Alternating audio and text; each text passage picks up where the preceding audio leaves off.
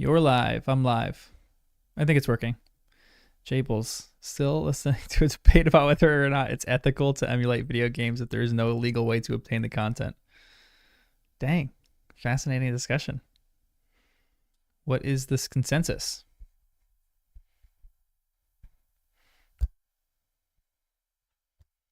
Is it ethical to emulate video games if there's no legal way to obtain the content? All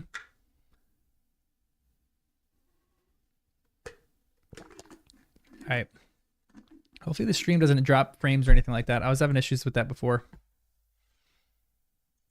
No drop frames so far. Nice. But I think it was buffering on YouTube for a second. All right, I'm gonna watch Goblet of Fire. You guys are gonna watch with. I'm just setting everything up. 2 hours, 37 minutes. Good. Sounds good. Looks good. Hopefully, the volume on Discord will be good. Let me know if the volume is a little low or a little high. Anything. I think you guys could adjust it too. But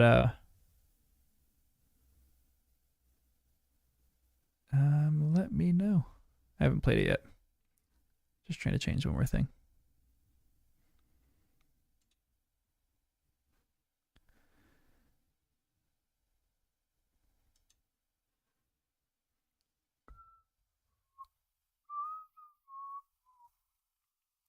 There's a TikTok creator.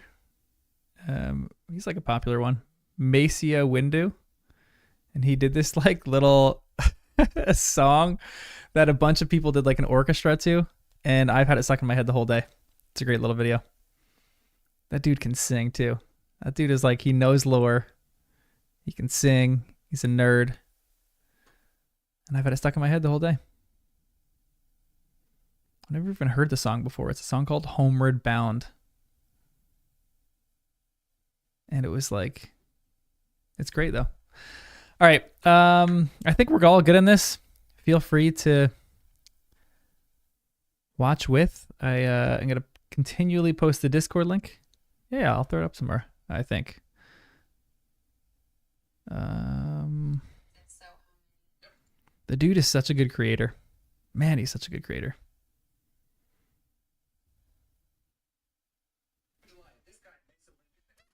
Everyone. This is probably illegal. I probably can't do this. I thought to myself, this guy deserves an orchestra. I'm just gonna link it. The dude can sing though. And this one dude made like a sheet music to it. All right, how do I do this? Copy link. And I'm going to go on my phone on the YouTube link, find wherever I'm. There we go. There's me on YouTube. That's weird. That's going to be a playback. That. Boom. Done. Stuck in my head. That dude can sing. I've never heard the song before, but I've been whistling that and humming that the whole day because I can't really sing. But that dude's a good creator. I like him. All right, I'm gonna keep linking the Discord. That's where we're watching the movie. Yeah.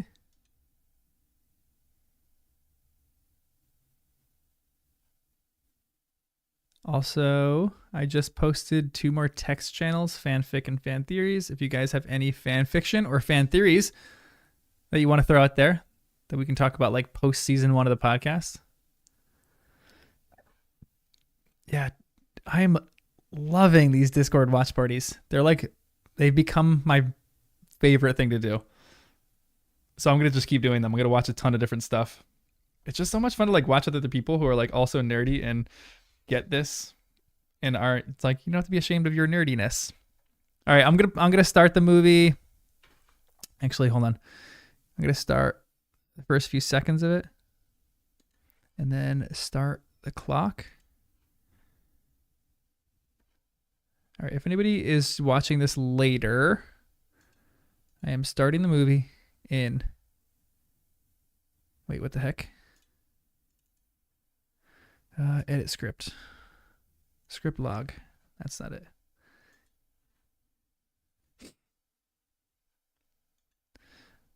I'm starting the movie eventually as soon as OBS cooperates with me a little bit to be able to start this timer. Python settings, no. Nope, nope, nope. Defaults, nope.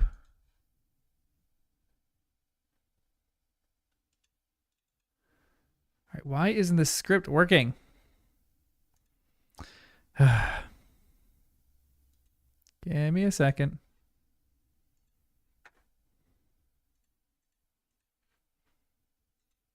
Tools, scripts.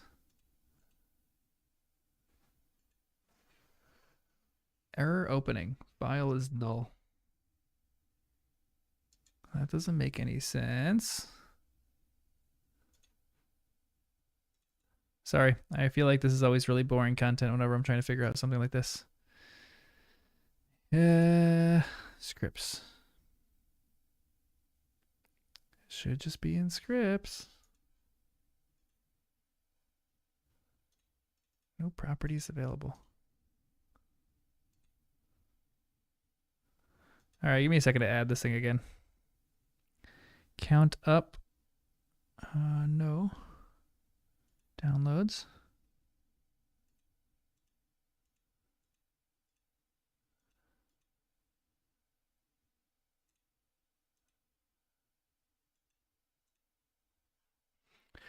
Oh my gosh, this is so annoying. Sorry, everyone.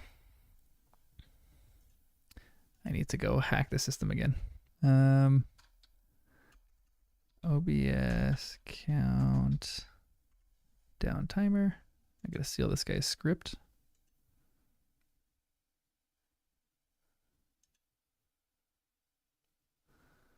The file.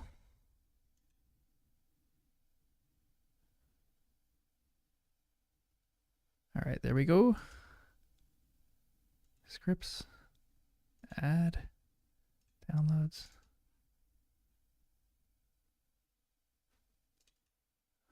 Oh my gosh, this is so annoying. There we go. Oh my goodness gracious. Text source is timer.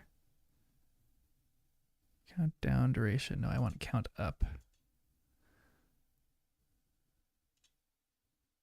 Yes. Got it working. Holy smokes. That was an ordeal. I know. I feel like I'm stuck in the Matrix right now. All right, we're good. We're out of the Matrix. And we're back. And I got to reset the timer. All right, I am starting the movie in 5, 4, 3, 2, 1, start.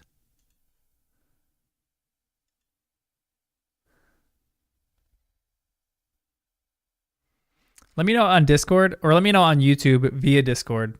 Or no, let me know on YouTube chat if the Discord volume needs to be adjusted. It's loud for me, but I don't know if it's loud for you guys or not. The beginning of the movie, the noise or the music always reminded me of the Matrix, actually, Matthew. It has like a Matrixy feel until this part, obviously.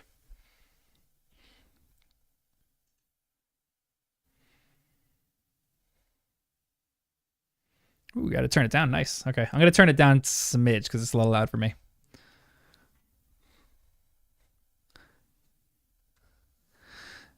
This gravestone is creepy. Great set design. This movie upped the game in set design.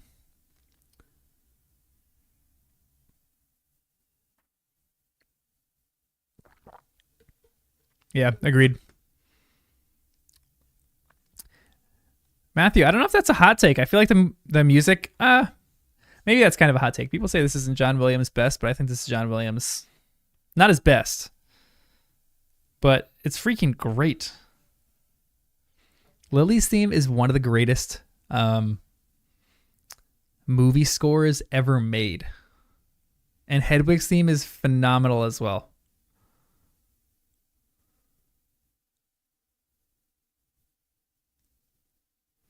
This 100% should have been split into two different movies. The director thought that it was going to be split into 2 different movies. That's why it's like so truncated. And they just left out certain parts. I don't mind that they left out the entire spew thing. But that did show the character of Hermione a lot. So I was a little bummed that they, you get it, but you're a little bummed at the same time.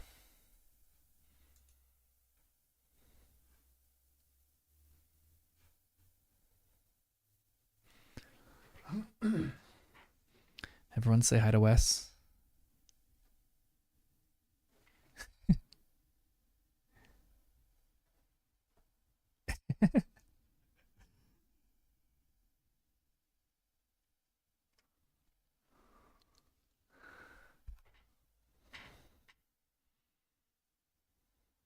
We've coined a new phrase on this podcast.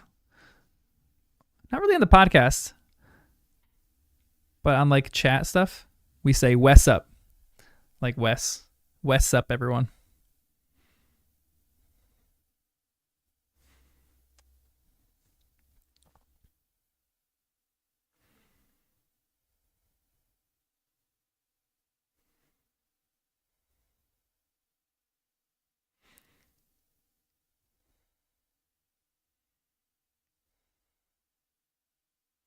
So you think it was nice to learn more about house elves? Yeah. Oh, 100%. But you're talking about the book, though.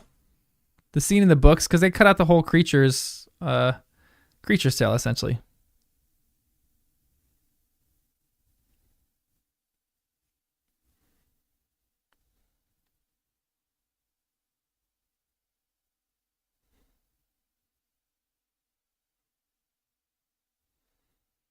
I remember the shock when I saw this of seeing Barty Crouch Jr. there.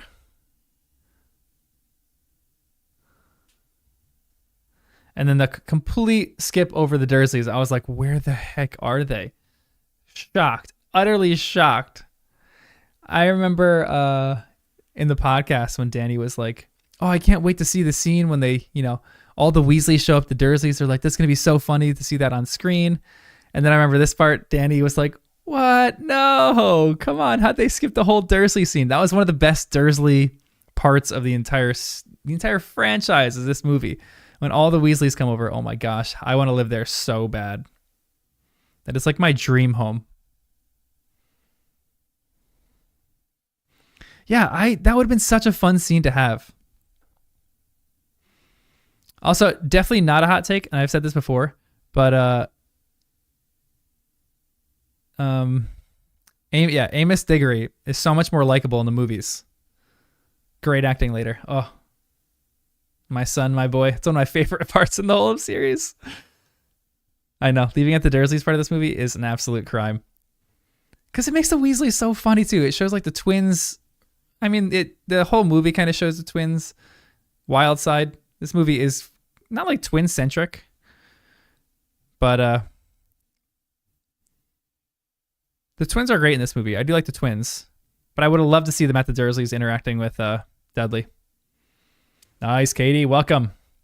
I'm going to keep throwing the Discord link in if anybody wants to join and watch the movie.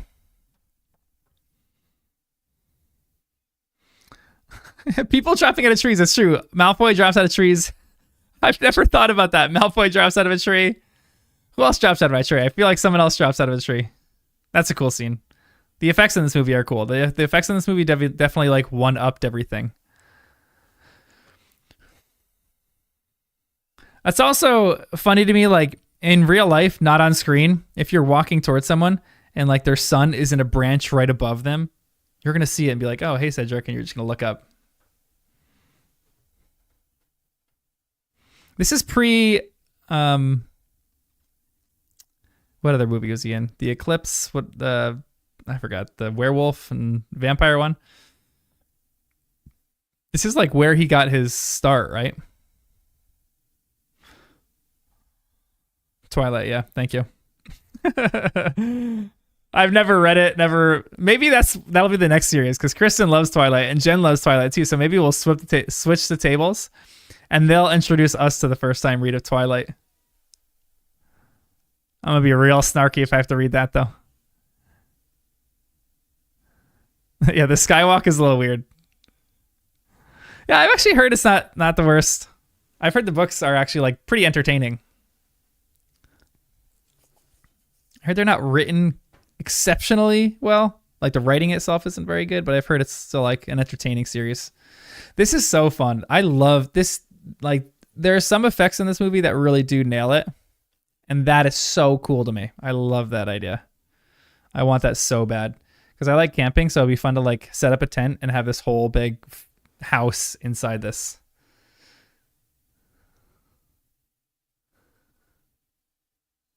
It's a terrible story that's incredibly written. Really?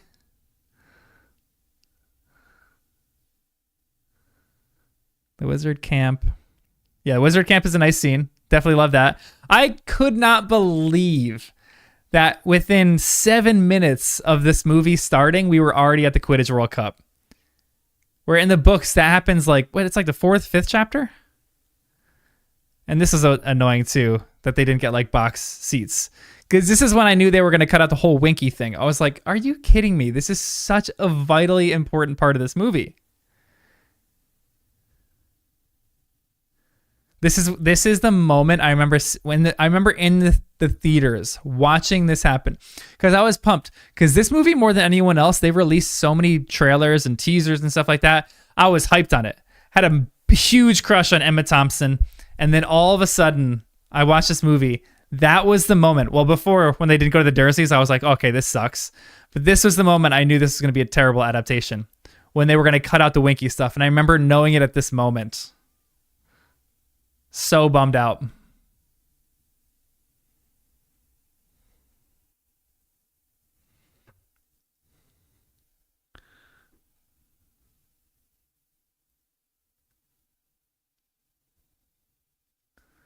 He got his start elsewhere. Where did he get a start? Where did I always forget his name. He's a great actor. He was the the Batman. I forgot Cedric's actual real name. But where did he like get his start?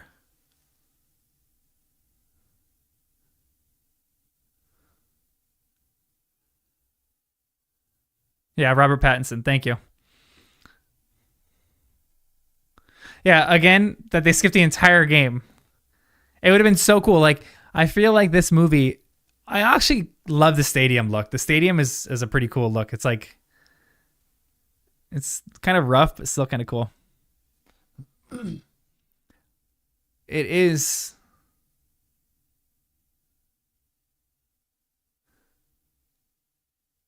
Yeah, it is crazy that they just skipped the entire game. When they like, this movie was really upping the effects and they could have made it look so cool. Yeah, the lack of mystery 100% is one of the biggest. Yeah, let the match end, begin and end. I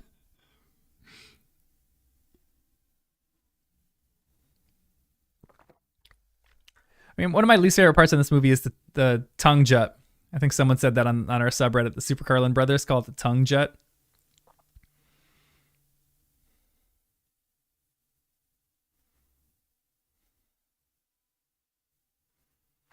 Okay, that is something. Yeah, this scene is kind of cool. This is something that I would love to be a part of in Britain. Is the soccer culture, well, the football culture in Britain, and like the Quidditch culture, the Wizarding world, like singing the entire match and like having chants. In America, we don't do that, which is a real bummer because I love that kind of stuff. When I played soccer in college, I had 1 year where I played intramural soccer, my senior year, because that's when we were able to. And everyone came to our games because we like we had like a great team. So it was like the whole school came out to watch our games, and we would make people chant different things. We would like start chants during the game, and it was so fun. We used to make fun of people. There's one chant in British football. Sorry, excuse me again. That there was one player that looked like Voldemort once. I think he was a goalkeeper, and he was getting subbed into the game, and he was warming up. And the chant was, "He's coming for you. He's coming for you. Oh, Harry Potter, he's coming for you." And that made me laugh so hard. I love that. Yeah. Katie, I agree. The set for this was so cool. I wish we would have gotten more of it. That, and like, this is just daunting. This is like actually terrifying. And the fact that we see Barty Crouch Jr. in like 2 scenes already blew my mind. I know they already had it built. They should have just like hung out on that for a little bit longer. Again, this movie is 2.5 hours, so they should have just made this into 2 parts, and it would have been so much better. Like that was weird. Oh yeah. There's so many weird parts in this movie.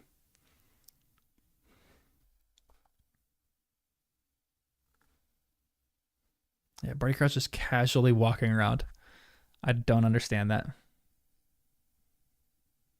Yeah, Junior.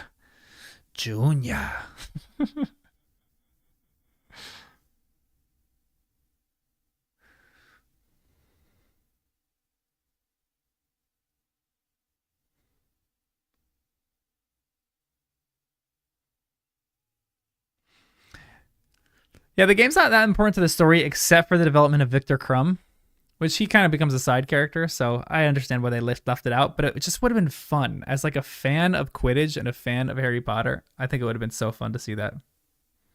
They could have done so much. I know. I do hear actually hockey is all about like the chants, and I went to a New York Rangers game once with a friend. She was in the city, and we like last minute decided to go to a Rangers game, and they were playing the Bruins. It was crazy game. It ended up being 4-3. The Rangers won.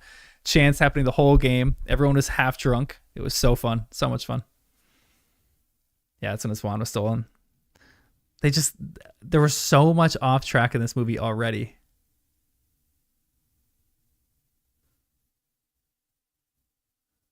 Like, I was actually confused because reading the books, none of this is really similar to the books so far.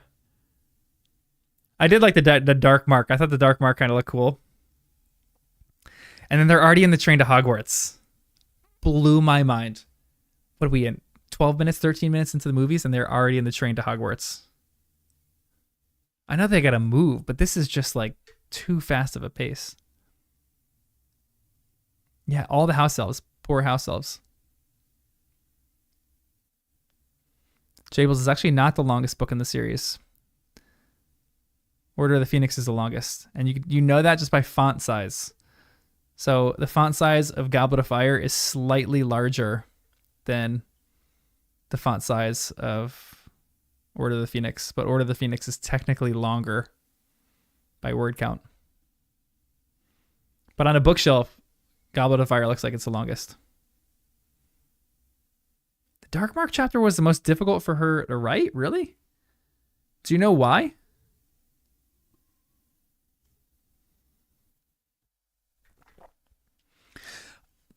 This is something that I actually really enjoyed about Ron. That Ron in this movie kind of becomes a bit more of a source of information. Although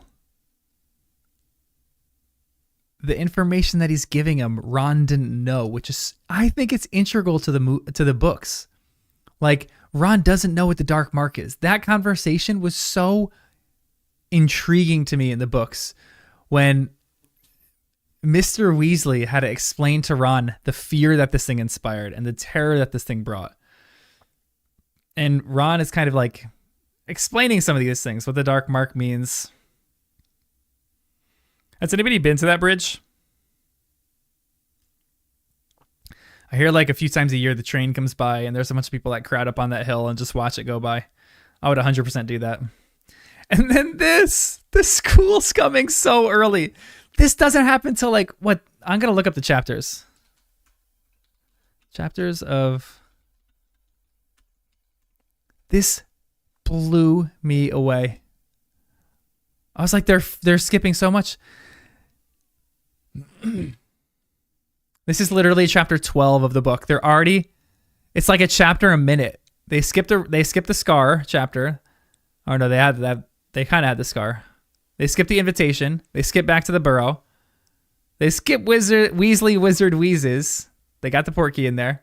They skip Bagman and Crouch. They have the Quiz World Cup. They have the Dark Mark, half of the Dark Mark. They don't have anything about mayhem in the Ministry. And we are aboard the Hogwarts Express in the Triwizard Tournament, which is chapter 11 and 12 of this book. And we're literally like 16 minutes in. Unbelievable.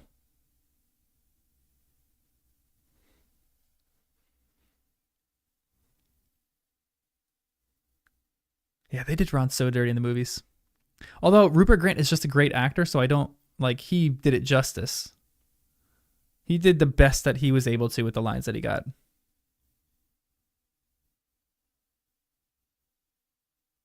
Yeah. If you just saw the movies, you're like, who the heck? Why are there carriages and boats coming?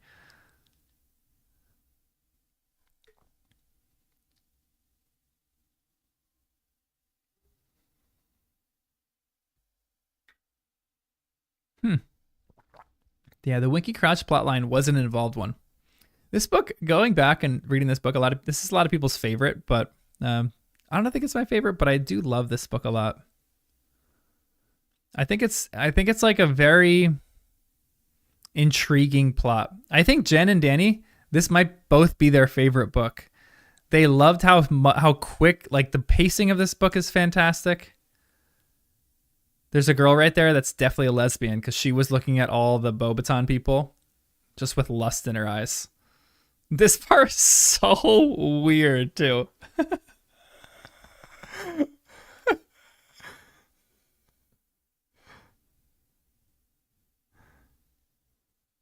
Yeah, in the movies, Ron's the street smarts of the gang. I think he's like that in the books, not necessarily the movies. Actually, in the books, he's more just like I grew up in the wizarding world, and I know the culture of the wizarding world. Least favorite movie, really? I've tried to divorce them as much as I can as adaptations and just like isolated movies. And I still think this one kind of fails at it a little bit. They just make things too obvious.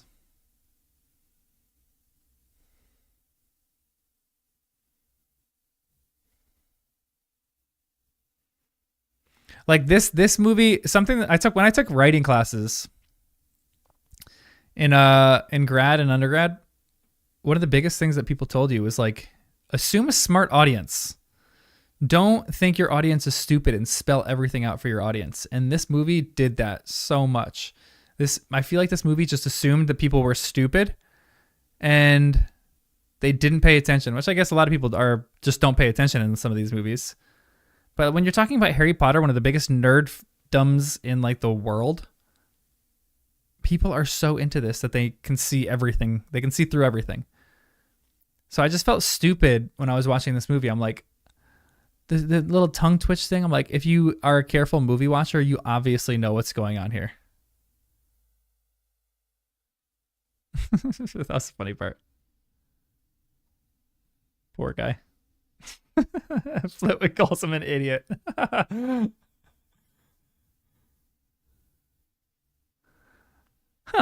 You always thought Madame Maxime was a little bit more heavy set? That's interesting.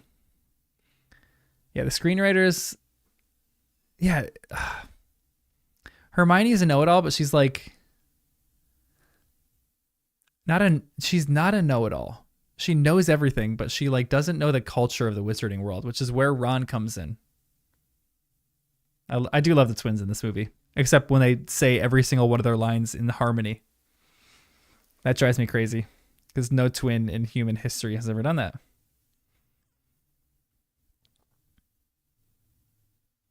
Yeah, Maxine is a portrayed good. Wow, when the movie came out, you love the Durmstrang entrance? Wow, non-book readers, this is your favorite. That's really interesting. Yeah, this book. So, and I'll say this too. Movie 1 and 2 followed pretty closely with the plot. There were small deviations, but there wasn't anything major. Movie 3 started making deviations with it, with completely leaving out the Marauders. And this kind of followed suit of that. And I think the sins of the third movie built on this movie. And the sins of this movie build on the next 3 even worse. Like that. That drives me crazy. When he's literally turning his back and then downing this thing. I'm like, Gleason, do a little bit better of a job of acting. That's probably the direction that he got. But like, just why not just drink it in front of the students? That I remember watching the movie and being like, are you kidding me? They're just making it this obvious for us. I felt talked down upon when I watched this movie.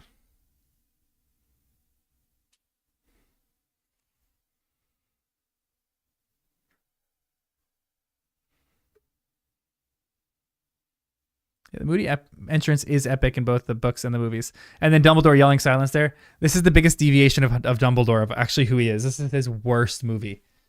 And guys, I know you guys are trying to convince me that he's not all that bad, but this movie will have plenty to talk about with how bad he actually is, because he is not great in this movie.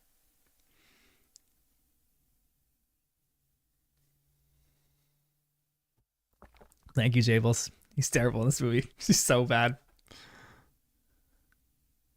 Like, even how he's talking now, that is not how Dumbledore talks. That is not how he talks. He doesn't talk with that kind of intensity. Oh, gosh. It drives me crazy. You blame the director more than the actor here. Interesting. Dumbledore shuts the students up by sending sparks out of his wand. And in that scene, he doesn't even need to shut the students up. Like, they should have him doing something fanciful and something magical. And Albus Dumbledore, one defining characteristic of him, yeah, he has a Scottish accent. Agreed. I did love this scene. This was one of my favorite scenes in the movie. But Dumbledore, this is such a great line right here. I love that line so much. I'm here because Dumbledore asked me. End of story. Goodbye, the end. Any questions? I do think Gleason did a great job with Moody. Dumbledore is part Scottish. Interesting. But like, Dumbledore has pure joy over magic, even in his old age, which makes him, in my mind, who Dumbledore truly is. He's someone who just loves and enjoys magic. I love this.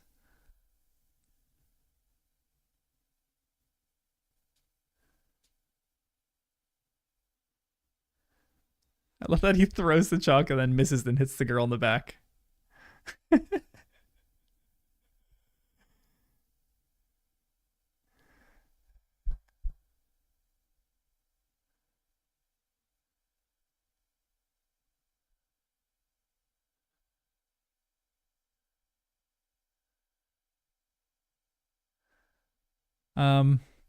I actually don't want Gleason to play Moody in the series, even though I love him in the movies. I think he does a good job in the movies. Again, I'm actually kind of with you guys. I think some of the direction of this movie was just bad. Like, the tongue thing was probably commanded upon him to do the tongue jut, and it was just a bad directing move. But I wouldn't mind another. Like, there's a few other people.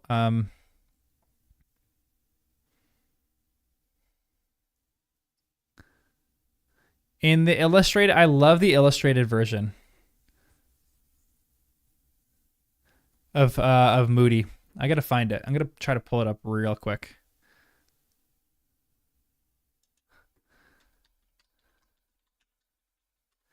Illustrated Moody.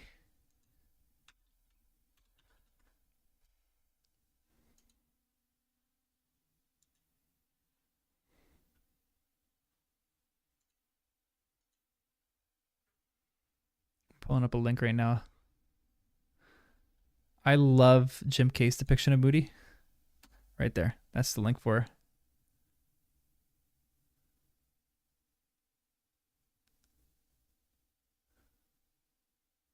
I love the depiction of Moody that Jim Kay has. I would love for someone to do that.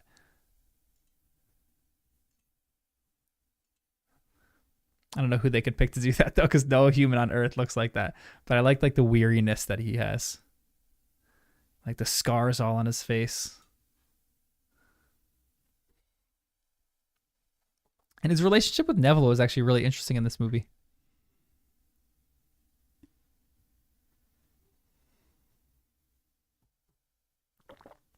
Oh, getting a little bit of Neville's backstory was great. But Neville just becomes Dobby in this movie. Which I like, you don't mind, but you also don't like. You know why they did it? Because they literally just cut all house elves out of this movie, just period. Yeah, I like the eye, for sure. Or like his eyebrow too. It still like goes over the metal eye. It's cool.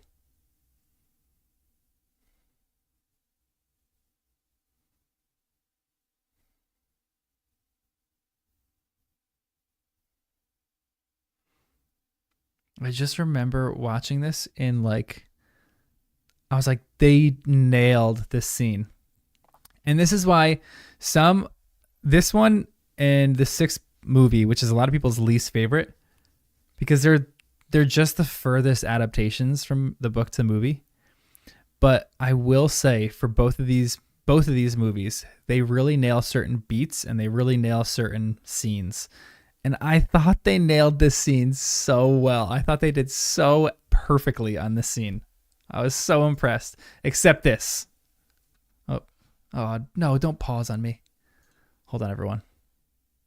There we go. Come on. We might have some problems. Hopefully we don't have too many.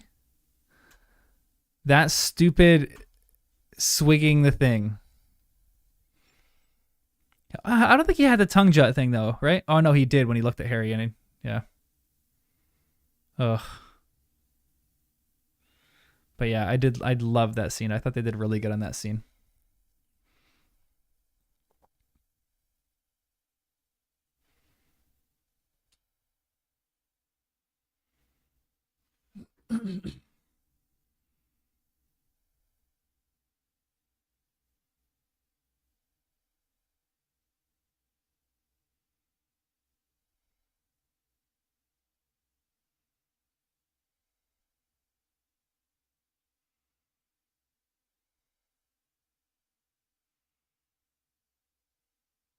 What's Neville's name in real life again? Matthew.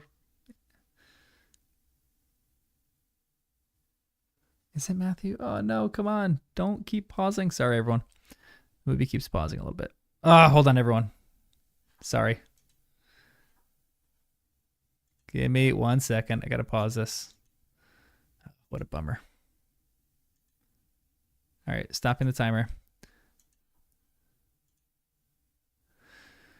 Hold on. Refreshing. Oh, it started from the beginning. Come on.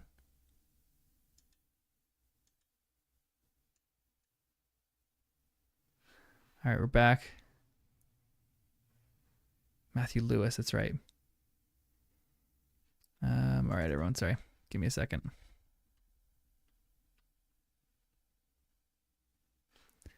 $28.57. That's where we're at.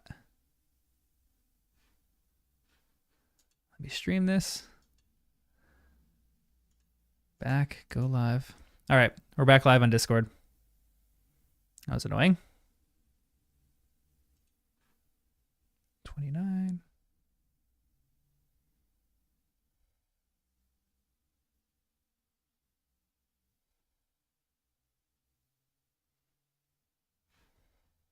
The Ron's facial expressions are just next level. That little wave right there that he gives, so funny. So freaking funny.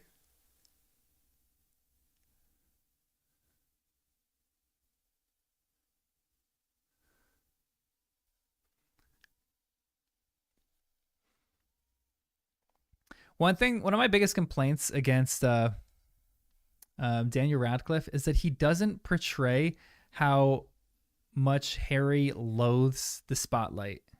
I don't think he portrays that very well.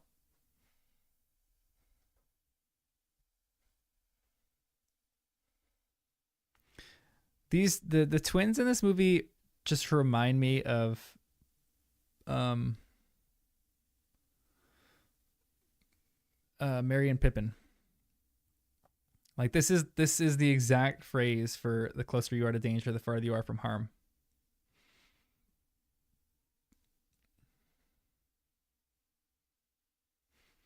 Everyone look at this. It's an Instagram post I just saw.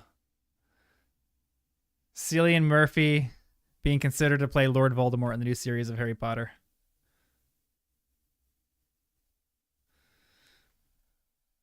I love Cillian, but I just wanted to pick unknown actors. Great scene too. I love this scene.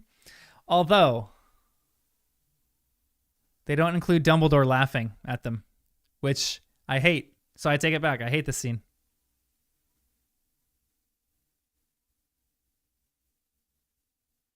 The twins goes, yeah, but you look older.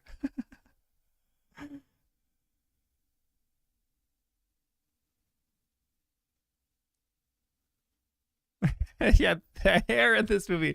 Have you guys seen the meme that it's like the hair in Goblet of Fire and everyone's hair is like massive? It's so funny to me. The hair in this movie is wild. Like, I think they say this on binge mode, but in the next movie, you could tell the director was like literally like, okay, everyone go get a haircut and come back. Look at Harry and Ron's and Matthew Perry's hair. It's just nuts.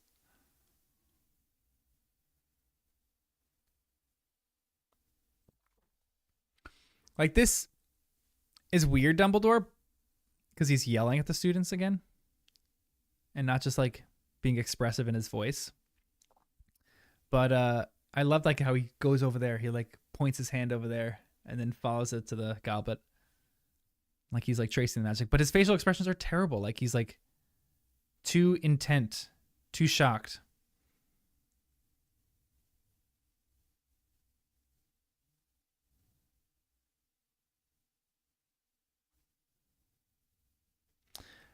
I think the established actor that they picked for Voldemort is Ralph Fiennes. Or Rafe. Sorry. I never know how to say it. Is Rafe. They just got to pick Rafe.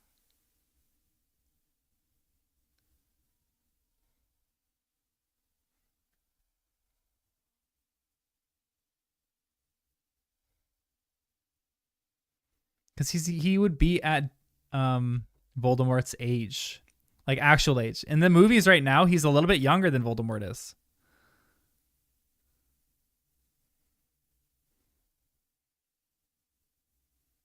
Yeah, I think all of us are a little nervous, but also simultaneously excited.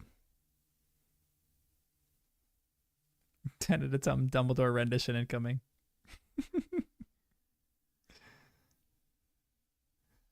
This is when Dumbledore goes off the rails.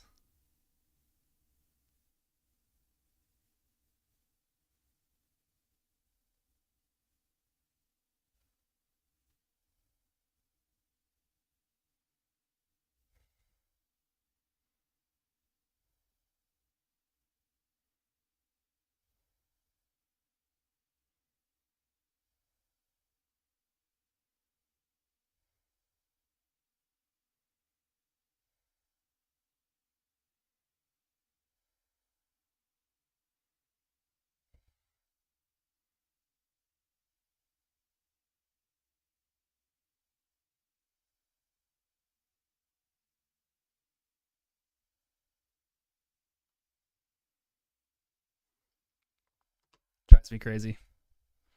This is just the worst.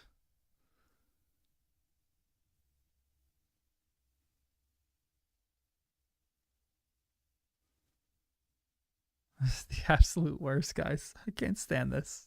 This is like agony. Dumbledore is so bad in this movie. Even the way he's looking at Harry there is just vile. What direction did this guy get?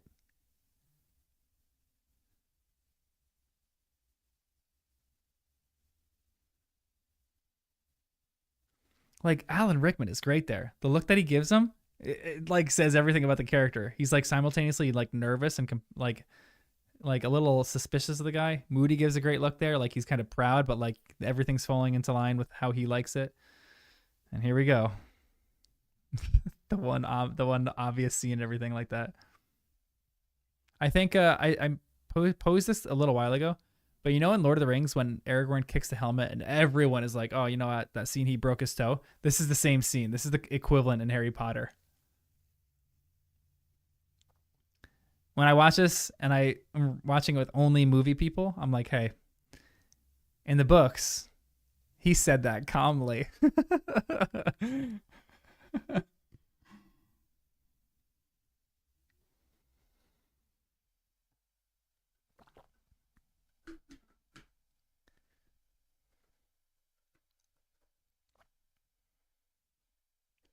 I like Karkaroff too. Karkaroff was kind of how I imagined him.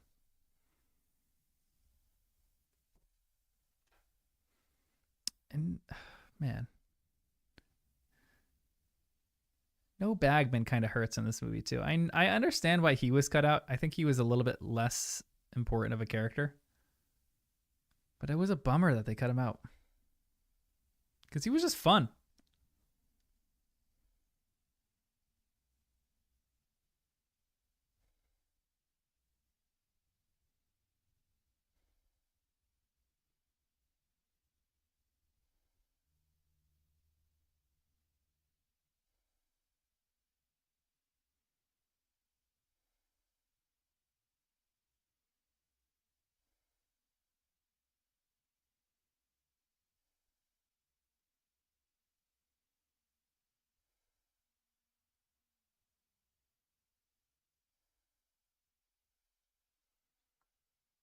Yeah, Peeves in all the movie. Important red herring though. Yeah, wish Bagman was in the movies. Alan Rickman does great in this movie. I think this is one of his better ones.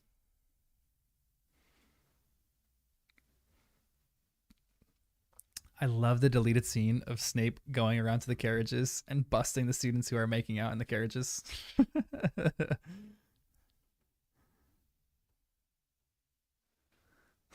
McGonagall's great in this too.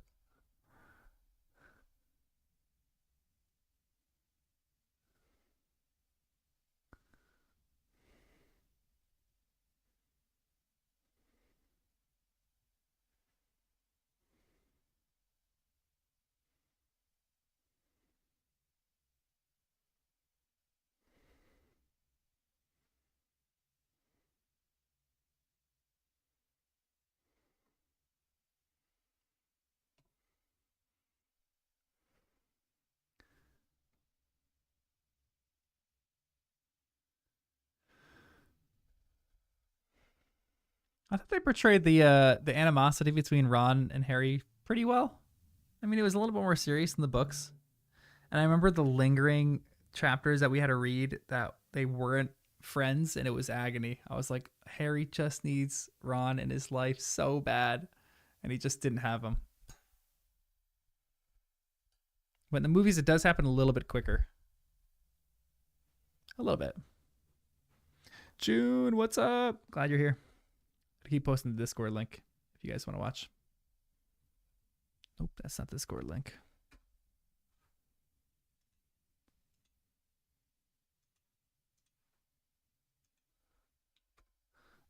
That line is a great line where Ron just turns around, piss off. That is 100% something that a fourth year in Hogwarts with his maturity level would say.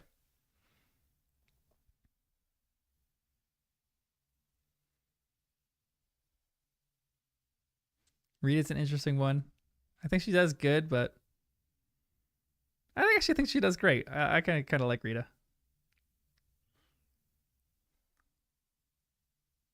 Just full of herself. Knows that she's a great writer.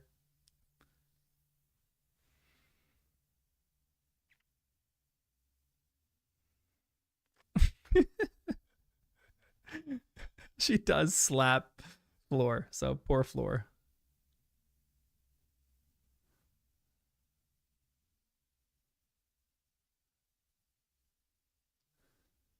The big fight that they have. Oh no, I don't think the movie showed that. Where where is that in the books? I'm gonna look up the chapters again.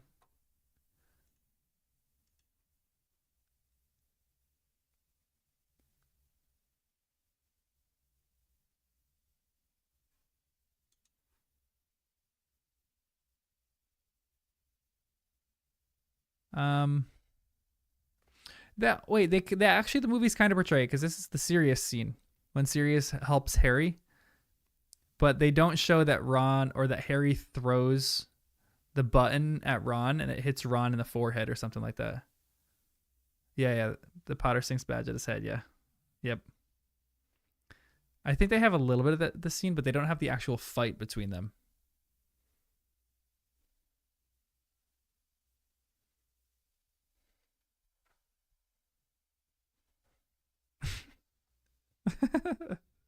Rita's the worst. Can't stand her lyingness, her lying ways.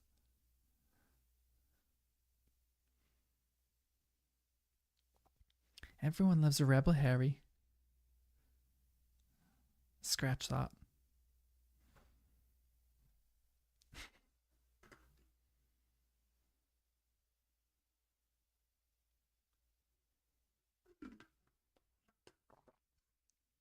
I Rita's the worst, but she plays such a good, convincing character in the movies.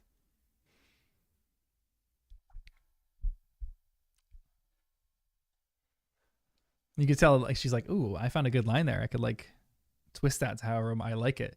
I can't stand when people who they like diagnose you with issues. She's like, "Oh, you have a pathological need for attention." Like poor Harry going through all this kind of stuff.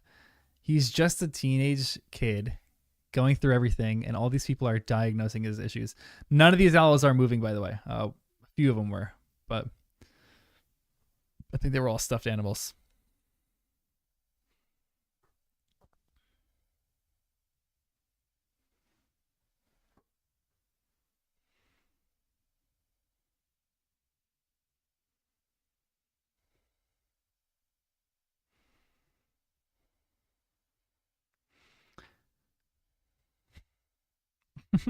Poor Harry. Poor Harry's fingers.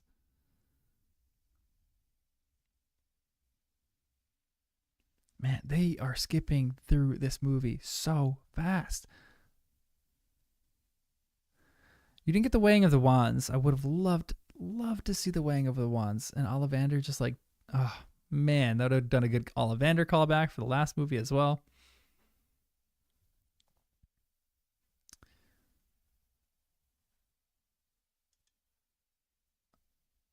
Harry Potter age 12.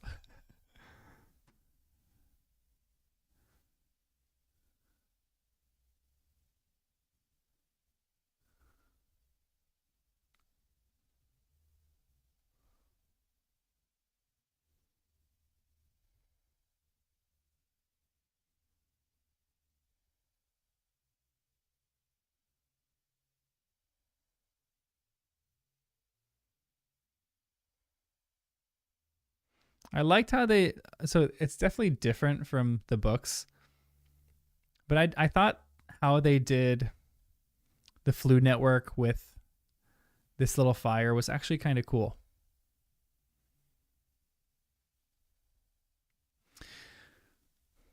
Guys, we need to have a discussion on this though.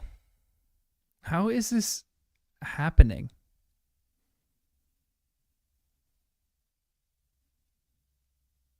Yes, 40 minutes late is better than missing it.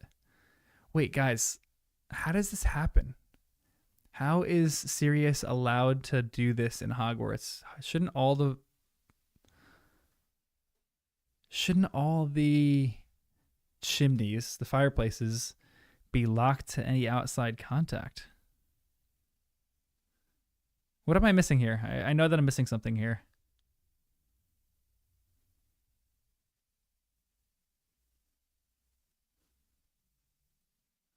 Because currently Sirius is on the run, and he just found a Muggle. Even in the book, he found a Muggle um, fireplace.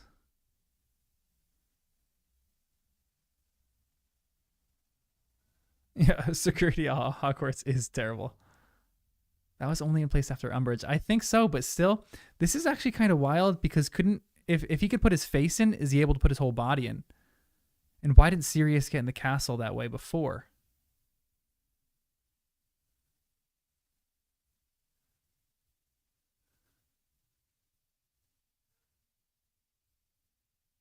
Yeah, they. I would have liked a button throw at Ron's forehead. Really yank up the tension here.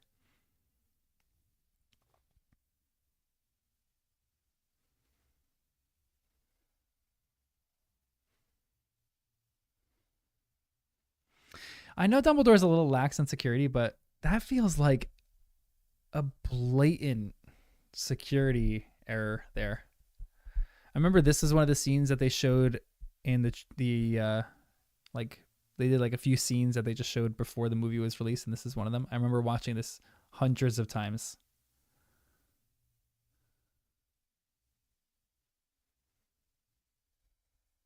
They started it right here. Ron was great here too. I'm not an owl.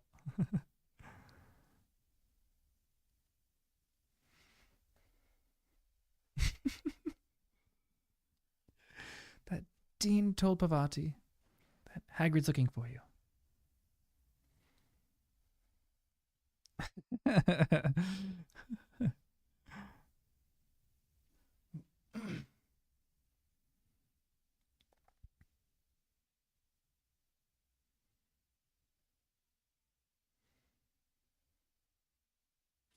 This was peak crush on Emma Thompson here. Emma Watson, not Emma Thompson. Although, I mean, I do have a crush on Emma Thompson too. But this is peak of my crush as a, I think I was like a high schooler when the movie came out. Maybe like in 10th grade. Oh man, my crush on Emma Watson was just huge.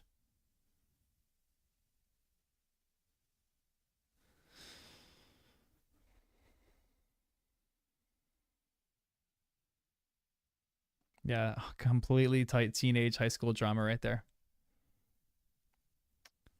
I think he uses the flute just to talk. I don't think actually goes into Snape's office.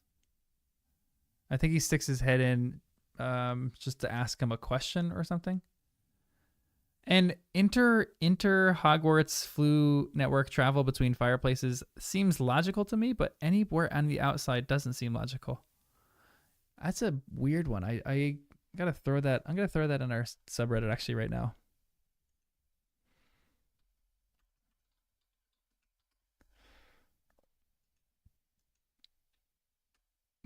The romance here, so great.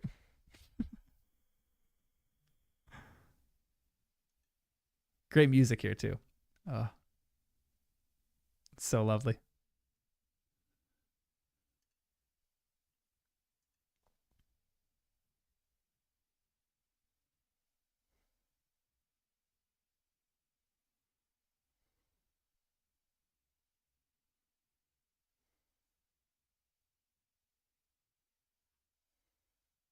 I'm gonna post it later.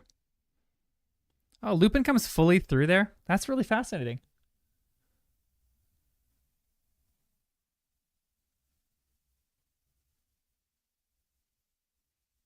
Yeah, Charlie not being in the movie. So bummed that Charlie they just cut one of the Weasleys out. Ah, man. Give me a big happy family. That's all I want.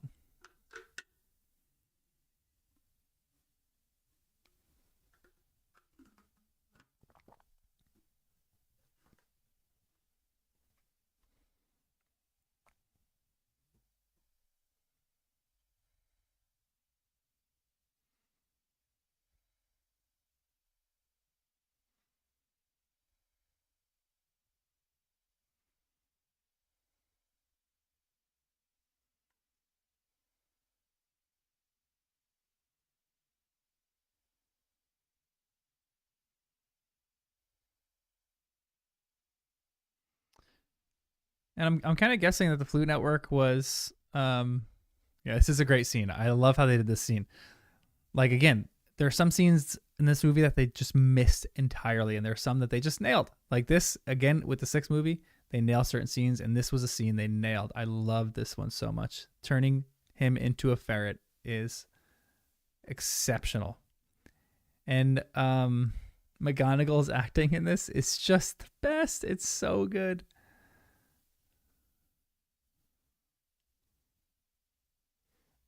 And Seamus, it's not that I try.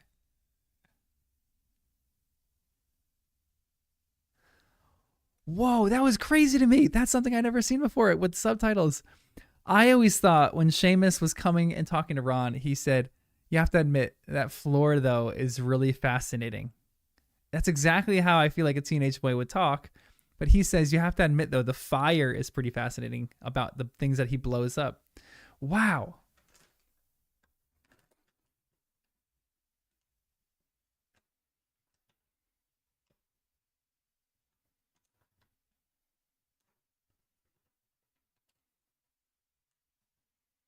Maybe I kind of feel like the subtitles might be wrong though.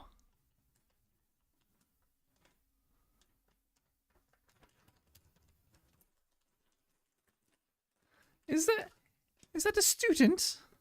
Me and my mom quote this line to each other all the time. Yeah, the scene makes me so happy too.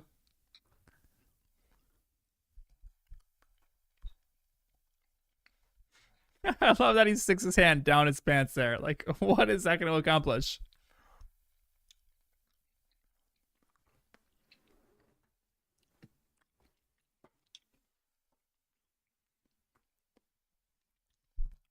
Yeah, Minerva is so good in this.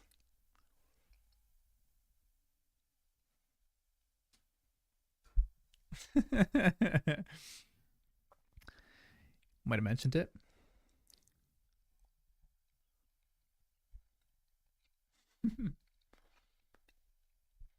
A true friend to stick your hand on your pants to grab a ferret. It takes a true friend to do that, indeed.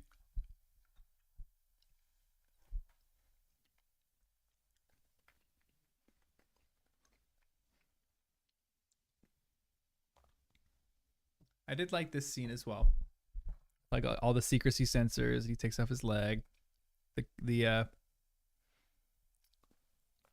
trunk yells. I kind of like that.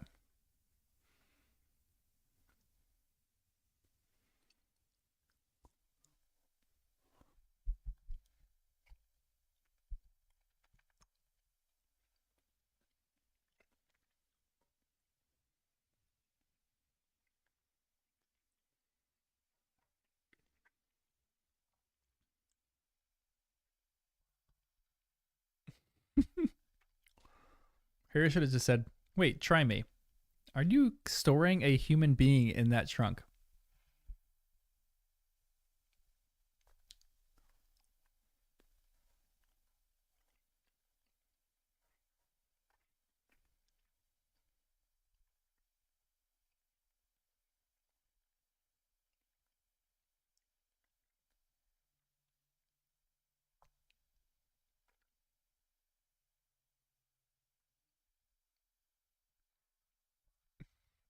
That line is kind of good.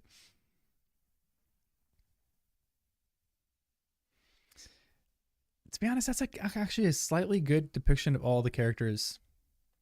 Floor is really ferocious and tough underneath like the nice demeanor, and Crumb's head kind of is filled with sawdust.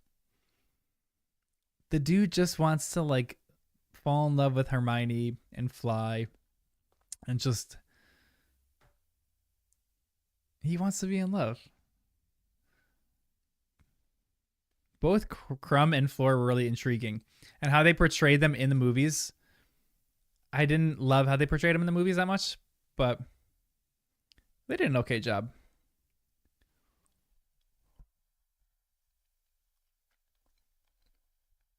Yeah, Harry never practices Accio. So he just knows it. He practiced all night with Hermione and he finally got it. And in the movie, he just immediately knows it.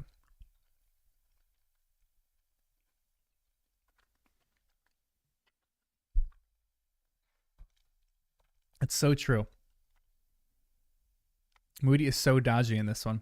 But he is dodgy just like as an ex Auror as well. Yeah, Jabel's like he's an Auror. I think people kind of expect him to be like that. Because he's kind of like he kind of acts like that in the rest of the movie, so you're like, oh, maybe this is actually the character of who Moody is. Young love. How stirring.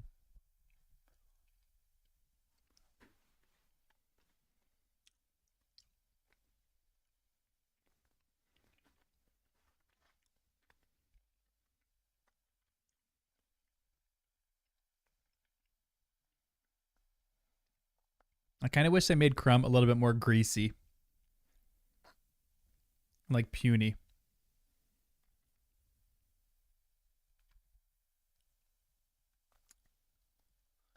This isn't a bad Dumbledore scene, to be completely honest.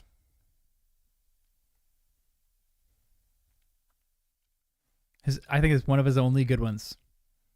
Like he has like fancifulness and wonder about him. And actually, he goes back to being angry in that one section. So I don't know about this. But as soon as he enters the tent, I like that. But yeah, Crumb's buzz cut. I'm not a big fan of. I think he had long black hair in the books.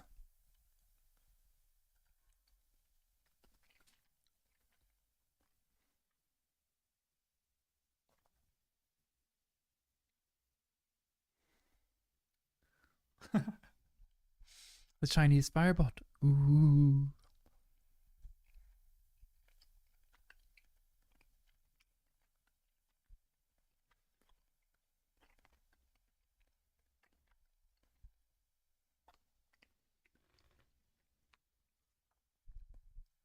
Like, they essentially come up with 3 dragons that are pretty much the same. And then they come up with a 4th that has scales or that has spikes on its back, has a tail. They can spit fire twice as long as anybody else, any of the other dragons.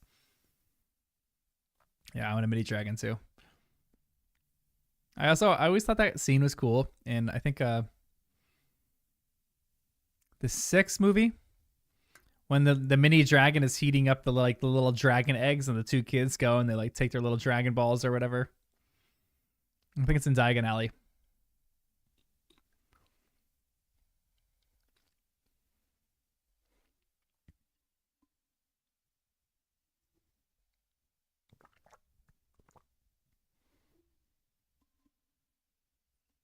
I actually think you're right. I remember that.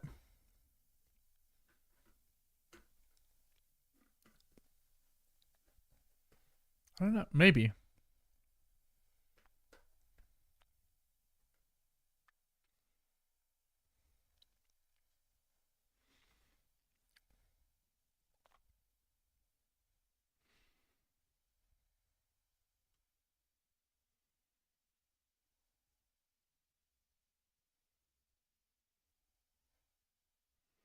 The mini dragon is probably crushed into the bottom of Harry's bag. I feel like I remember him playing with this somewhere. What am I thinking of? Oh, I'm thinking of the mini Crumb figure that Ron has. The mini Crumb action figure.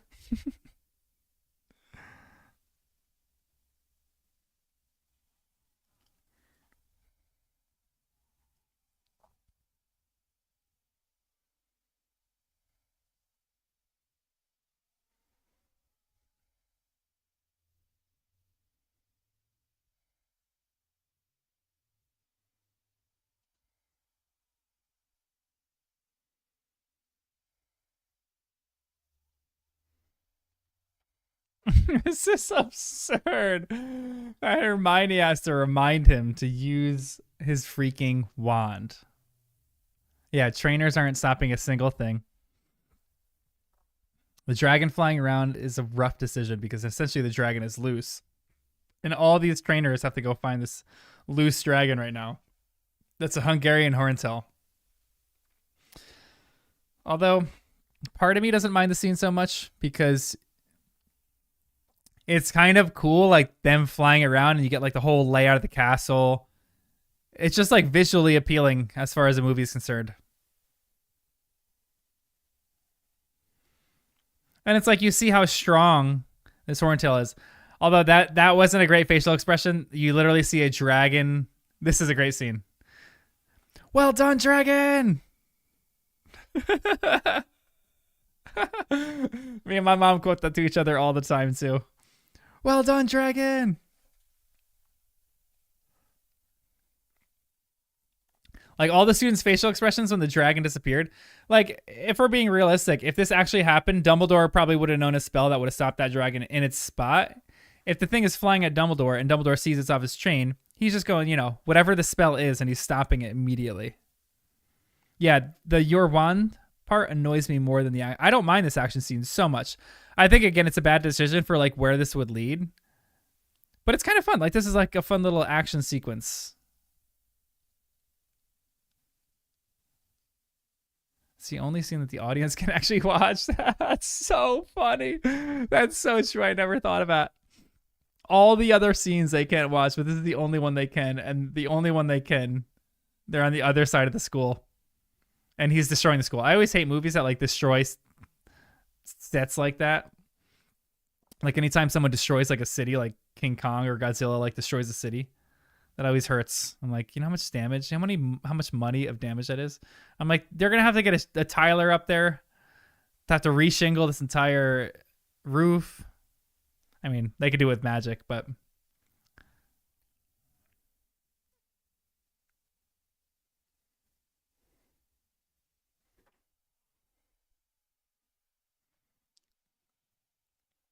yeah, people are just looking at an empty arena right now.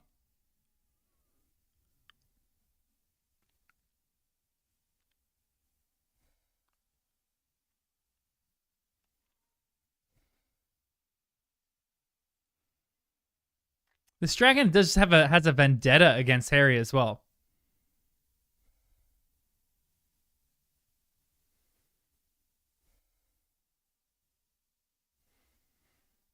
Dumbledore would know the name of the dragon and just give it a look of disappointment, and the dragon would stop. You know, maybe there's a missed opportunity in this that they didn't have Newt Scamander on campus at this time. I wonder if he was. I wonder if there's any fanfic about that. If Newt Scamander was there during the Triwizard Tournament, he was there during the third movie, correct?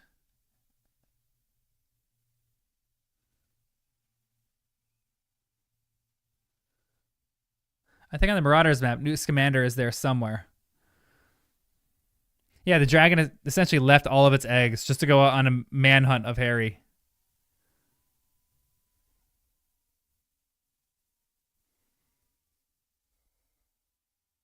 I feel like that's just not animal instinct.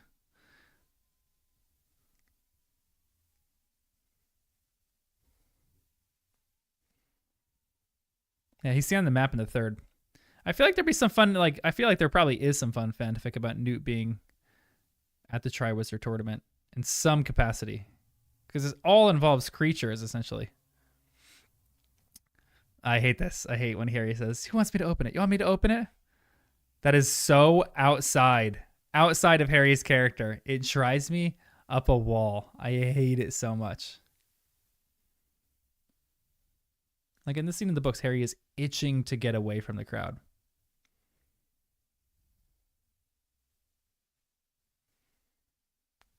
I also love how the twins are like literally a head taller than everyone else in that entire room.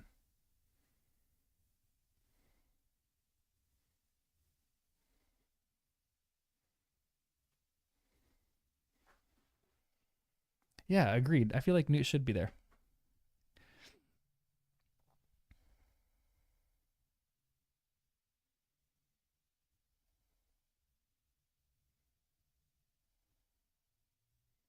I think the actors are very, very tall. I had a friend who has a picture of her with both of them, and she's tall. She's like 5'10", and they like tower over her. I'm gonna look at this up. How tall? What are their actual names?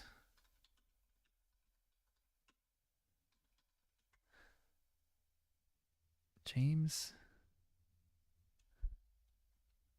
Andrew, Eric Phelps, and Oliver Martin John Phelps. Long names. What typical British names right there? James, Andrew, Eric Phelps, and Oliver Martin John Phelps. Wow. Height. They're 6'3", so they're just an inch taller than me. But that's tall. 6'3" is tall.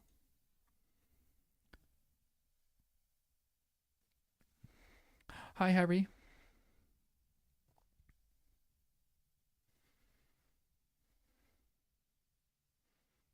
I like the scene too with Cho and Harry. He starts to smile. That's so funny. And then Cho tells her friends to shush. That's cute to me. I kind of dig that scene. It's so cute. And then Ron's facial expressions here.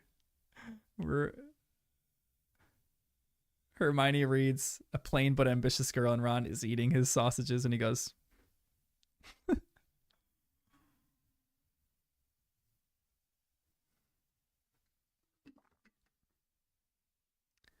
This is the first time we actually see Nigel. Hold on, wow. I didn't know. I forgot about that completely because Nigel is in the next one too. Why they even included Nigel in it though? Just have that be Dennis Creevy. Why did they get rid of the Creevy brothers? Oh, crushed. Love the Creevy brothers.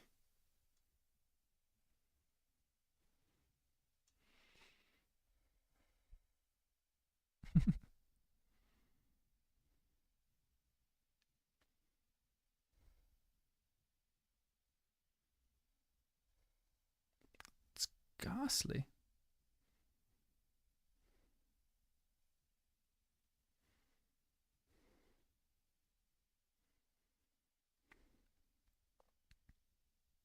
This was one of the best decisions that they made in the entire movie series. Maybe my favorite scene in all of the movies.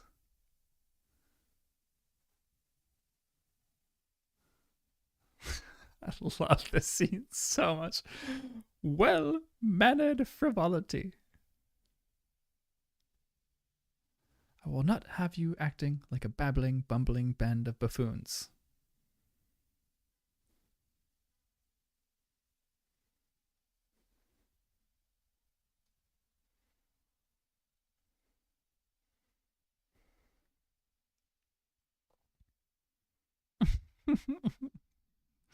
I love this scene so much.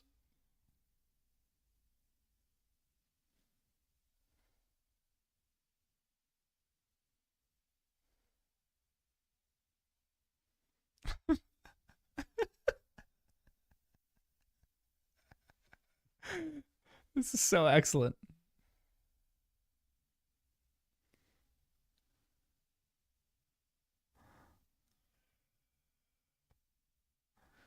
Poor Eloise Midgen. A bunch of jerks. Yes. Yes. Take Mr. Weasley. Put your hand on my waist.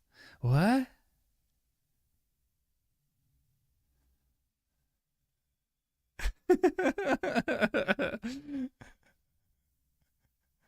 This scene captures teenage romance, angst, embarrassment so well.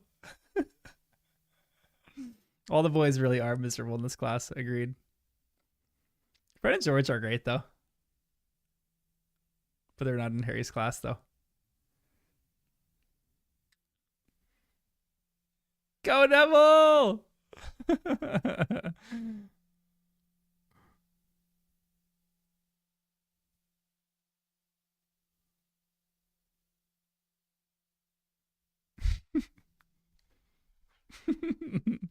What a great scene. I think they carried the dancing thing a little bit too far. I also like this one that they're like talking about asking girls out. They're giving dirty looks to Harry. And Harry's just smiling like that. This is cute. I kind of like this. The girl in the back just mouthed, "There he is."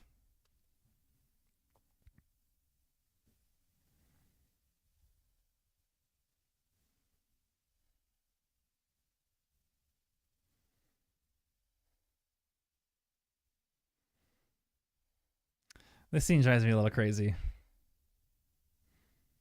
This is disgusting. I don't understand this. I don't know. I don't know why they did this. She picks something out of his beard and eats it. That's gross. That is absolutely reprehensible. That's disgusting.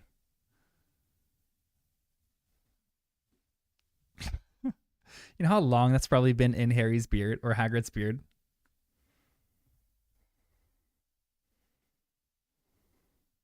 Yeah, agreed. If Harry asked someone early, I think he would have to pick at the school.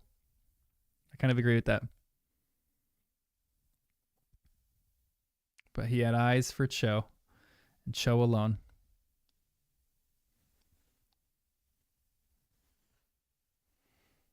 Yeah, poor Ginny. Ah, oh, poor Ginny. She was. Ah, oh, that scene was devastating. When she was so like regretful that she had asked Neville because Harry asked her. Oh, that could have been the start of their romance. Cho wouldn't have even been in the picture.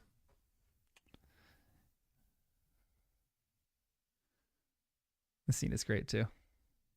Do you want to go to the with me?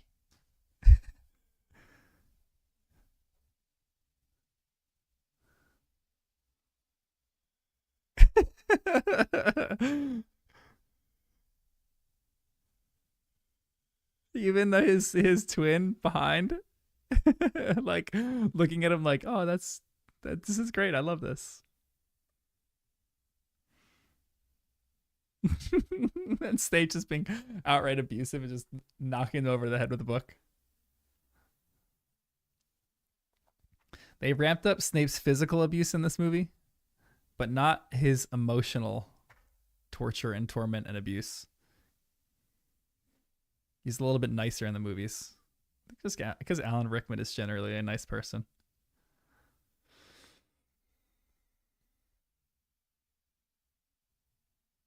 We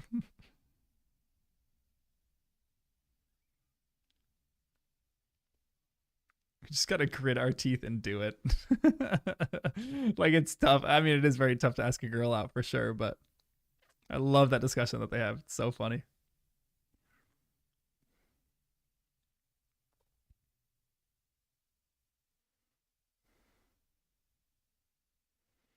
Oh, no way. Malfoy was in the background laughing at them. I'll have to rewatch that later. Oh, that's kind of cute. What do you guys think about that one scene in the um it's like a very minute scene. I think they just have Malfoy running across where he kind of gets a redemption arc in the movies. Um after Harry comes after Harry drops, I can give spoilers here, but I'm going to refrain from a little bit. After Harry drops out of Hagrid's arms, I think there's a scene that they cut, but that they re-showed that Malfoy runs across and joins the good side. You dislike that scene. Well, yeah, everyone wants the wand throwing thing too. Like, yeah, actually he does throw the wand, but a lot of people want him to say, I've heard there's like not a general consensus, but a lot of people want him to say Harry and throw Harry the wand there rather than say Potter. And I thought that would actually been kind of cool. Yeah, Jacob throws the wand to him. Yeah. I'm interested to see what do you guys think about that one? Do you think obviously it's better in the books. We all agree. You can't beat the books. The Malfoys are self-preservation. That's really their main focus. So that's how they're going to be. I kind of like it in like how the movies where they just walk away. Yeah, he's kind of more of a gray character, which I kind of like in the books, but I also kind of like in the movies. Hermione's shocked. She goes, she said yes. And Harry goes, yeah. You know, I like it when they walk. Yeah.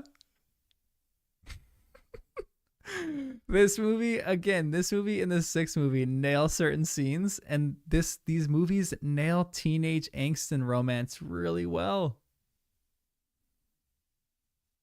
Like the little, oh, it's just funny. Yeah, one little scene doesn't make a difference, or it does. Yeah, it does. It does not make that much of a difference. Agreed.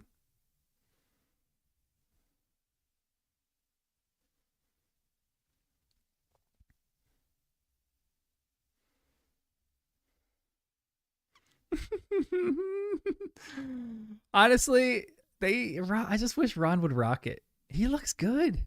Okay, all he has to do right here, just tailor it to yourself a tiny bit. Take the sleeve ruffles off. That's all he has to do. And I think his dress robes look so good in this moment.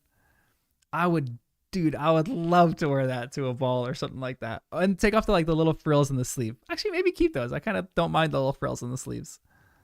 The little lace. Yeah, it is very ambiguous in the books. That's why I was trying to think. And I think in the books, you just don't really know what happens with them. Maybe I'm wrong. I'm excited to get back to that part and really iron out some of those details.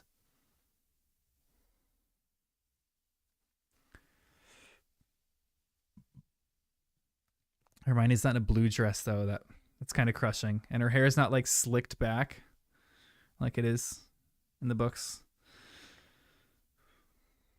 But oh well. Yeah, in the movies when they walk away, I feel like that's exactly what the Malfoys probably did in the books. I feel like that was a good decision that they made.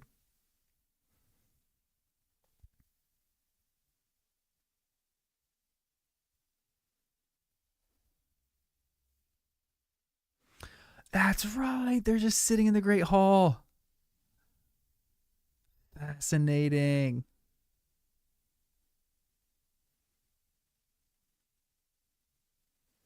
That's great. That's exactly what they would do. But in the movies, I do think it was a good interpretation that they walked away because I feel like that is what they're so self-preservation. That's all they care about.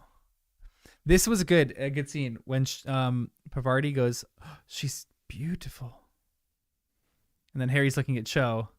She goes, "Yeah, she does." I thought that was great. And then she sees her friend, or he sees her friend. He's like, "Aw, it's so cute." I love cute moments like this in these movies.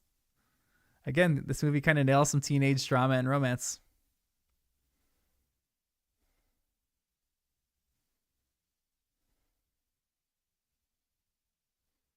And Hermione's little giggle there. It's so cute. Good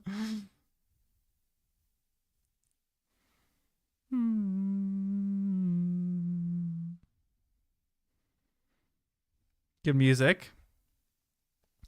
I like that Pravarti just like comes into her own here. She's like waving, having a great time. And Ron here.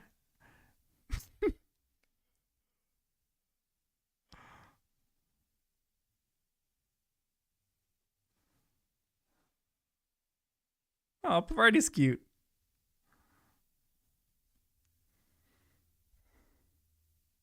Yeah, the awkward dancing is great.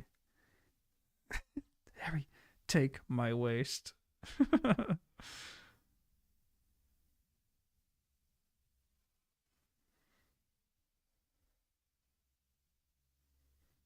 Good scene. I thought they did the Yule Ball pretty well. They missed some of the end scenes of the Yule Ball that would have added it, made it a little bit better. But even Dumbledore here, I feel like Dumbledore definitely would have jumped into the dancing. Filch definitely would have been dancing with his cat, 100%. Victor is just smitten with Hermione at this moment. Cedric really wants to like make a good impression on Hermione. Neville's jumping out there with Ginny first because he's a dancer. This is a good scene.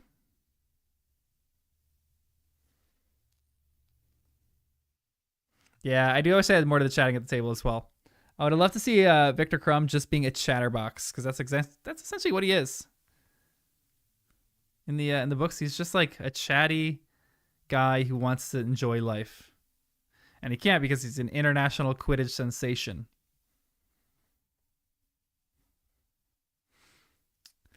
Someone said this once. Who is this? An actual band? Is this the Strokes?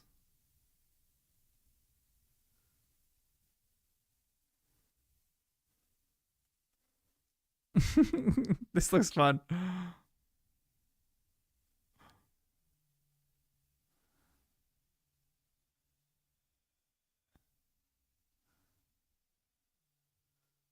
This guy's yeah. We kind of have all agreed a little bit that this guy's probably the worst director out of all of them. Oh, that's AC/DC? No way. Leg, yours.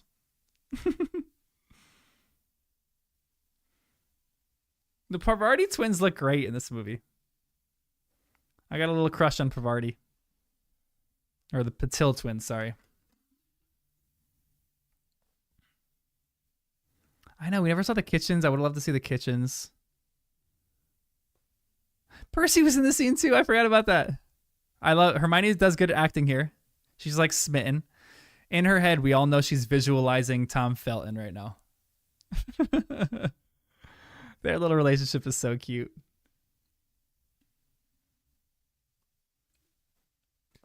No way, this inspired you to start a punk Harry Potter tribute band? I'd be in on that band immediately. Yeah, they cut out all the Percy scenes. Percy isn't in this movie, I don't think, at all. So it's I think is it a little weird with the Percy scenes because they cut some of his scenes out in this movie, and when we meet him in the next movie, he's just taken such a hard turn. In this movie, we like are able to see his ambition, and he's like really a ministry guy through and through. So you know his ministry allegiance is going to butt up with his family's allegiance, and so the fifth book makes sense. I mean, it's devastating that he's choosing ministry allegiance, but he's way too old. I think it's so funny in high school how age difference is so significant. I remember there were two people in my class that were dating, or well, not my class. One was in my class, and another one was 2 years younger, and it was like the scandal of the school. It was wild that a junior was asking out a freshman, and they dated, and they ended up getting married, and they're now they're 2 years apart, and that's like nothing. It's like nothing at all.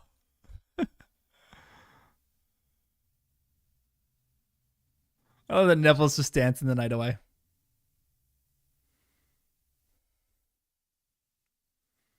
This is ACDC. That's so cool. Yeah, no family drama or no Weasley family drama at all. Terrible dress color. Agreed. They just should have went with blue. I think Emma Watson would have looked good in blue, to be completely honest.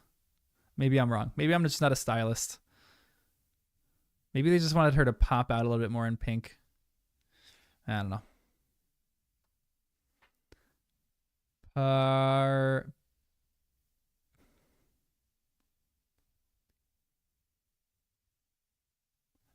Like short you like in bus.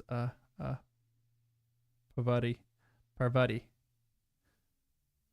Oh, you were joking about ACDC? Come on, you're killing me. I don't know anything about bands really, so you could tell me that that is like U2, and I would believe that that's U2. Ifra, I'm terrible with pronunciation. Is it Parvati? Parvati Patil. Your band is called Dumbledore's Army, and your best song. Your eyes stun me like a basilisk. Jables, that's so good. Please tell me you have some recordings of this.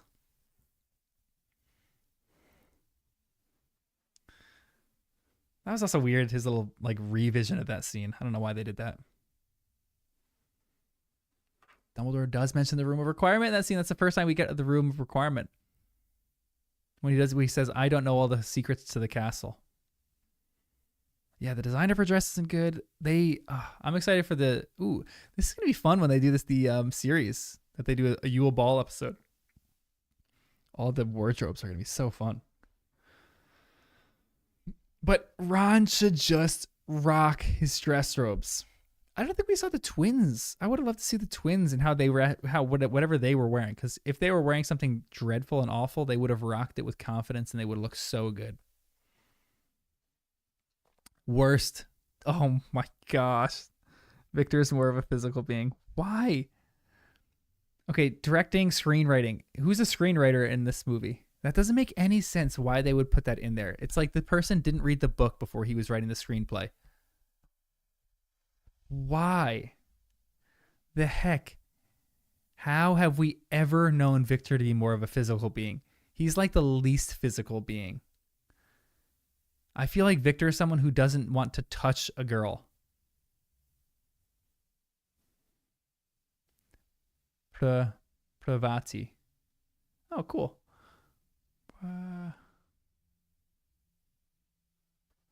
Pravati.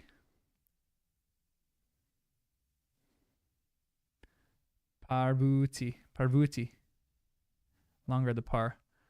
Parvati. I'm gonna look it up. I'm gonna YouTube a video. How to say Parvati. Bus.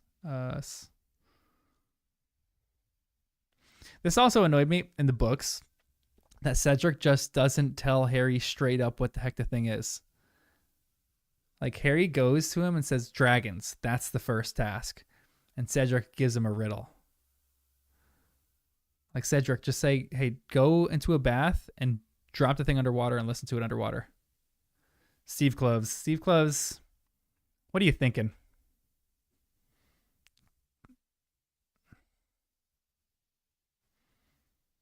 The 40-year-old actress who plays Moaning Myrtle here is a bit creepy. She does so good. The scene is when people start shipping Harry and Cedric. Imagine Cedric just pops out of the water. Hey, Harry, I thought you'd never show up.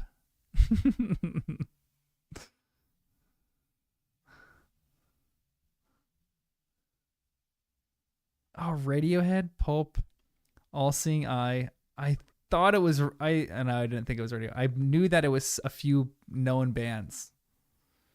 The Weird Sisters.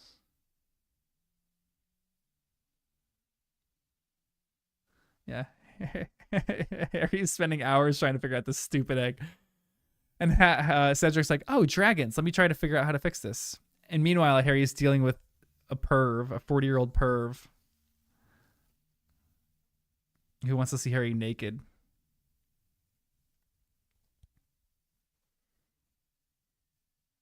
I'm getting there. I'll get there eventually. Promise. In like season 2, all my pronunciations of the names will be perfect, or at least better than what they are.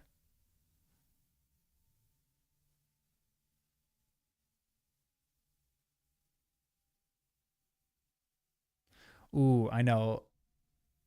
Where Harry sees Crouch in Snape's office and then gets caught in the trap stair, or the missing step, or the disappearing step, or the vanishing step. What do they call that? That would have been so fun to have in the movies. That was the point where Jen and Danny like figured out the plot of the story. Really, Jen, like I'm taking Jen kind of gets credit for that one. And they skipped the whole scene. There's so many scenes that they skip in this.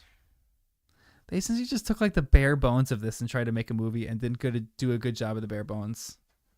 This is like a house fixer upper that you get, and it's like all over the place. It's not a good house to fix up. Wes is exhausted.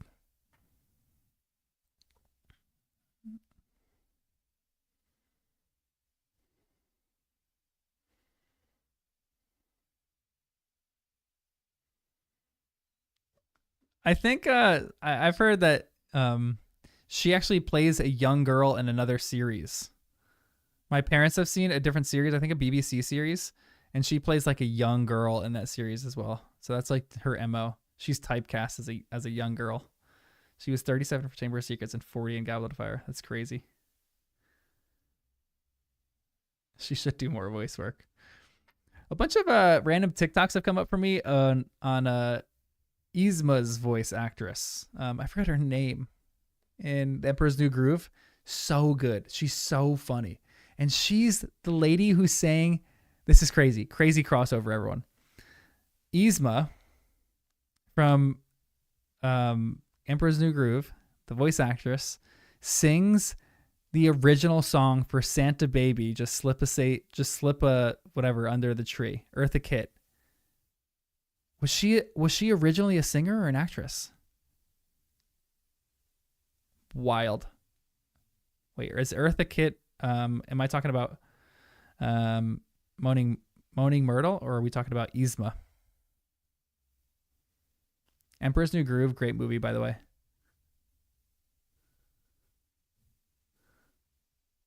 No way, she's also Catwoman? No way. I'm gonna look this up.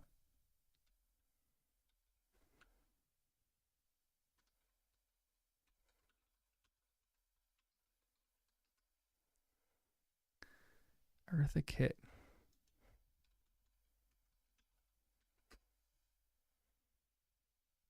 Singer and actress. Oh, she passed away. That's sad. In 2008. Wow, she was. Dang. Yeah, she was Madame Zeroni in Holes. Yeah, I want Dobby. Give Dobby some freaking lines. Don't just make Neville the new Dobby.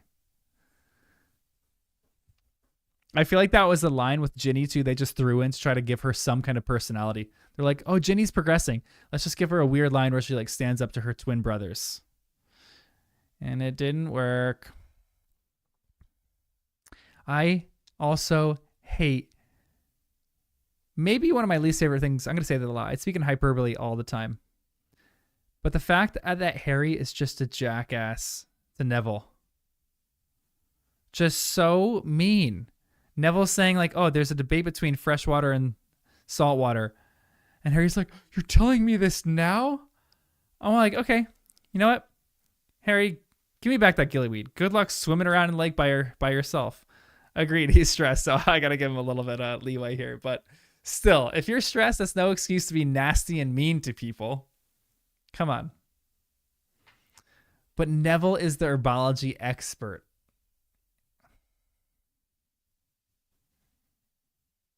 And if he's getting him gillyweed, well, Neville's not really the one that gets him gillyweed.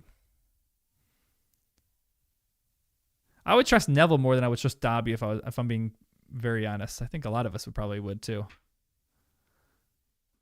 Interesting change that they made for that. I just do wish we had Dobby here. No giant squid, agreed. Yeah. Book Harry is just a generally better person. Except in book 5 when he's like a jerk. But that's like part of the plotting. Sometimes I wish I could erase my memory from having seen the movies and then reread the books and really get that experience again. Of like picturing all the characters originally how I intended them to be, or how I originally thought them to be. I also kind of like how there's just fish following him around everywhere. That's kind of cute. The lake is also huge.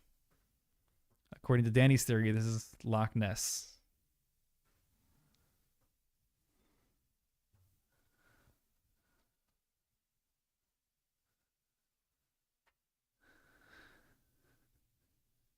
I didn't mind the mer people because the mer people were like pretty vicious in the books too, right? They actually didn't they look. Maybe I'm mistaking that. I'm rethinking that. I thought the mer people in the books looked like really vicious and really creepy. But maybe I'm just conflating that with the movie that I have seen so often.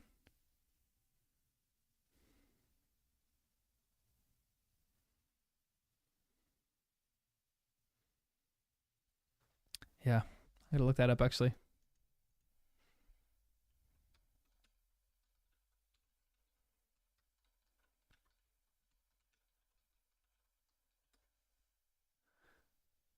The mer people had grayish skin and long, wild, dark green hair. Their eyes were yellow as their teeth were broken, and they wore thick ropes of pebbles around their necks. What the heck? No, that's okay. This is not the right one. This is just mer people in general. That wasn't Joe's description of them. I'll find that later.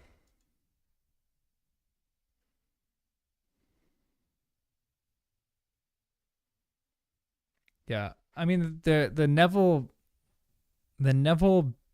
storyline is just not well done in the movies at all. Like it's shocking for some of these. The mer people are huge. I forgot how long they are.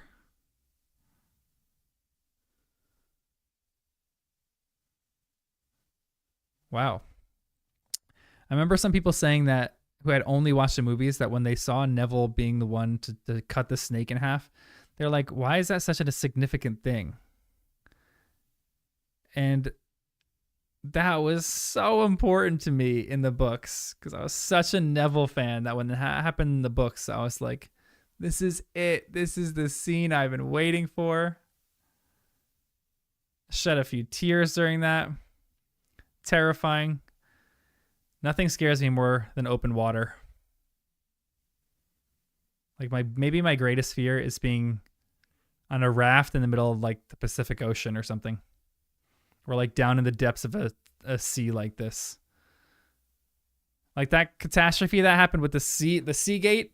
That's my worst fear of all time. Going down in a submarine like that. Oh, and not coming back. It's terrifying.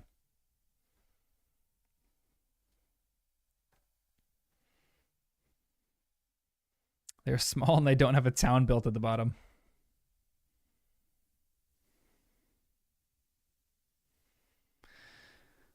The one thing that I just am crushed about in the next movie that they just skip out on is Neville's going to St. Mungo's, or them seeing Neville at St. Mungo's.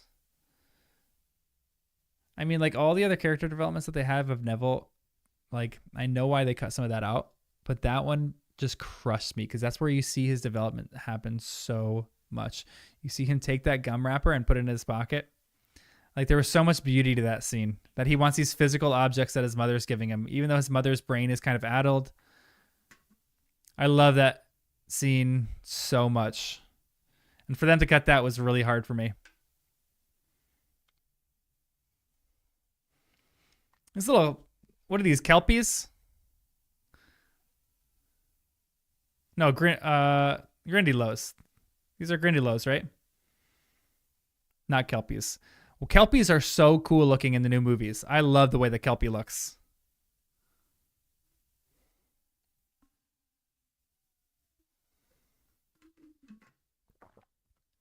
As a sailor and a diver, it's your happy place? That is my terrifying place. Open water is amazing. Guys, you are out of your mind. Whoa. Yeah, I still every time I every time I read that scene, I tear up during it. It is so crushing to me. The most recent time that I read it with Jen and Danny, oh, it was brutal. It is so sad to me and such a beautiful scene with Neville. Gives Neville so much depth of character. Like when you see that scene happening with Neville, you understand everything that Neville has done before that. Like every piece comes into place and you're like, this is why he is the way he is. This is why his grandma is the way she is. This is like why the whole family dynamic makes sense. It's devastating, but it's such a great scene.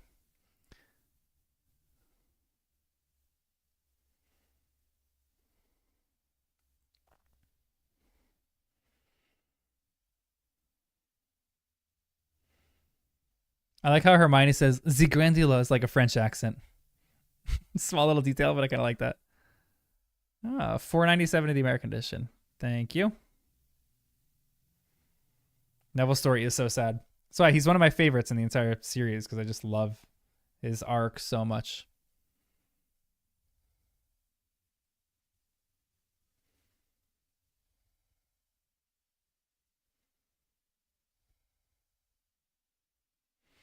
For moral fiber.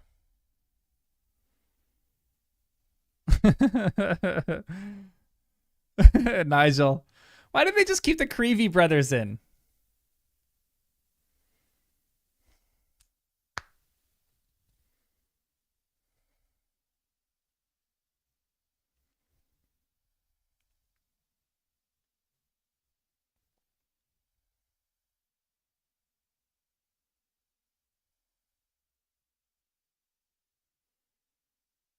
Whenever Dumbledore yells unnecessarily. Danica, that's probably one of my least favorite parts about Dumbledore in the movies. He's just yelling all the time. He's screaming at his students. I feel like I think the one time that he raised his voice in the books, I remember, I think it was in the fifth one, maybe one of the first time he's ever raised his voice when his students were in danger. When what's her name was strangling the snitch. Hard to think on the spot. Yeah, this scene is so freaking weird. Yeah, Dumbledore speaks Murish. Yeah, Marietta Edgecombe, thank you. Or Umbridge just shaking Marietta Edgecombe. That's one of the first times I remember of reading the books where Dumbledore raises his voice. But in the movies, apparently he's screaming at every scene that he's in. Agreed. And I think there's something more important about that. When you speak silently, that people listen. Like, he doesn't need to raise his voice because he's that respected. And he's doing magic to silence everyone, like putting sparks in his wand and like putting sparks in the air and stuff like that it describes. But I feel like Dumbledore, all he would need to do is be downstairs and be like, everyone, quiet. And everyone would immediately be quiet because they just respect him so much. He's the greatest wizard who's ever existed. We should do our rankings of greatest wizards who have ever existed. I wonder if Dumbledore would be like top 10.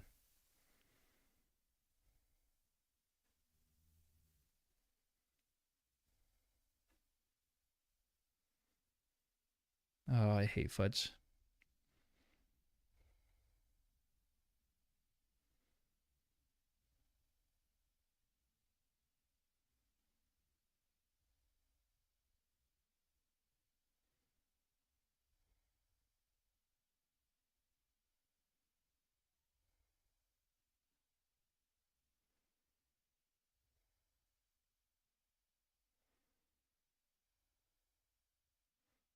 I like that Dumbledore just dismisses him. The minister and I are done. Get out of here. Fudge, I don't have time for you anymore.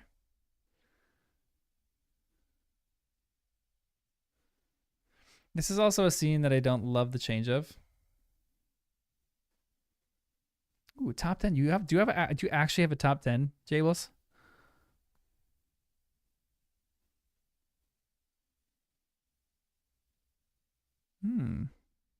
He was looking backwards. Yeah, that is kind of interesting, actually.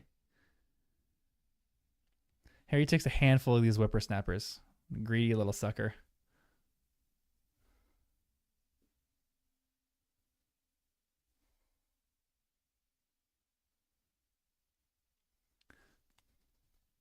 There's some things here that like bother me, like how that this thing comes about. Because in the books, it was already out, and Harry's curiosity drove him to it. Look at Harry's hair in this scene. My word.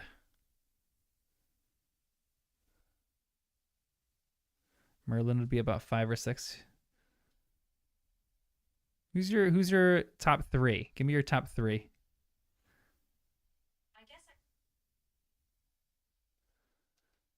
If I'm going top 3 wizards of all time, I feel like Merlin has to be on there. You know who an unexpected? He was an alchemist. Nicholas Flamel. I would say like just for the time. Founders are top 4.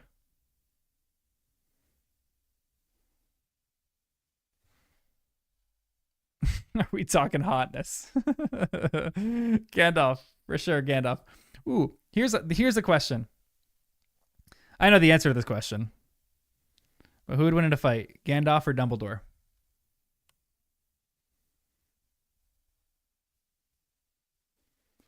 I hate to say it, but I think Gandalf would win.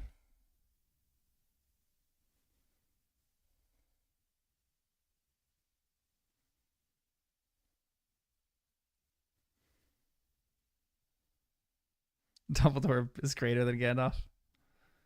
I feel like Dumbledore might have a bit more creativity than Gandalf, but Gandalf has a life experience. He's been alive for thousands more years. Why didn't they include all 4 of the memories in this? That's crushing. Why didn't they include all 4 of them? Please. Why did they just put everything into this one little scene? Well, I guess because they cut out Bagman, they can cut that scene out. But they cut out the Neville part. Like this, that was such a good scene. Oh.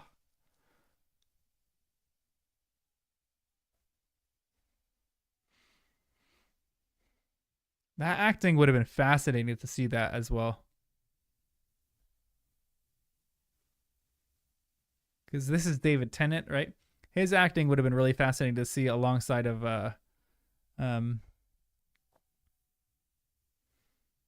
what's the actress's name who plays Bellatrix? I always forget her name. But it would have been fun to see them acting next to each other and for him to be like genuinely scared, because the book describes him as being like looking like he's genuinely scared. So I'd be interested to see that. Like this crushes me that they don't have the full scene of the, yeah, Helena. Yeah, thank you, thank you, thank you.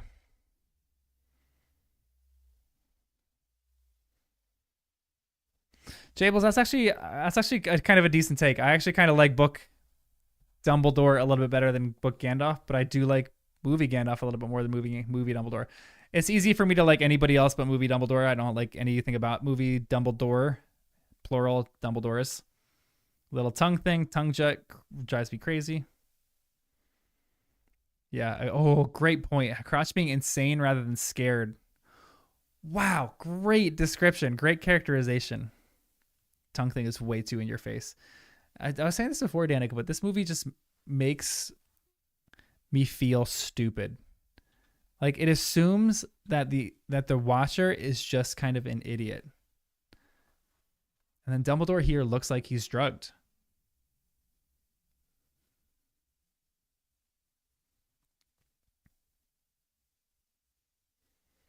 The like the vocal inflection, like the vocal range of Dumbledore here is just not it.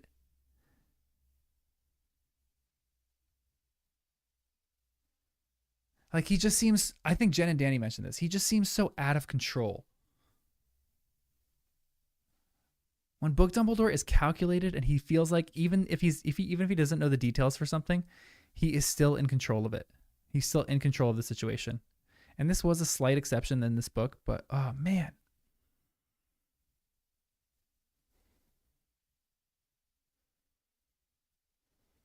Yeah, the scene definitely makes you think that Neville's parents are dead, 100%. Doctor Who was never a wizard. He was just messing with humans.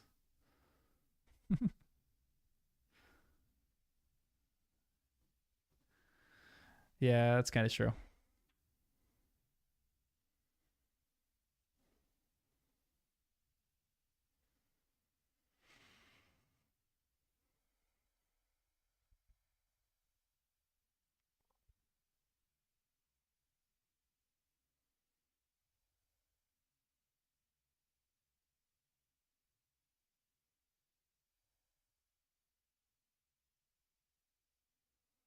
And it looks painful to extract a memory.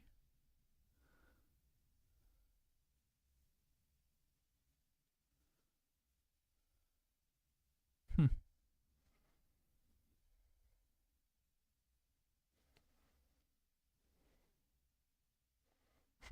Katie, good luck with the baby.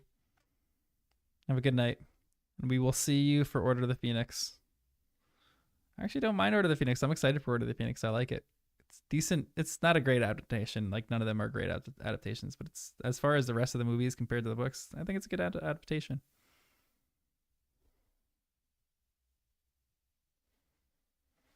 Yeah, agreed. Like I remember Danny and Jen were coming up with their like lists of people who they're suspicious. They were coming up with like top fives. And in the movies, I don't think you're suspicious of really anybody. Like you're suspicious maybe of some little subplots, but like I feel like you automatically know as soon as that tongue jut thing happens and that scene in the courtroom happens, you're like, oh, okay, there you go. It's the same person. Bubble juice.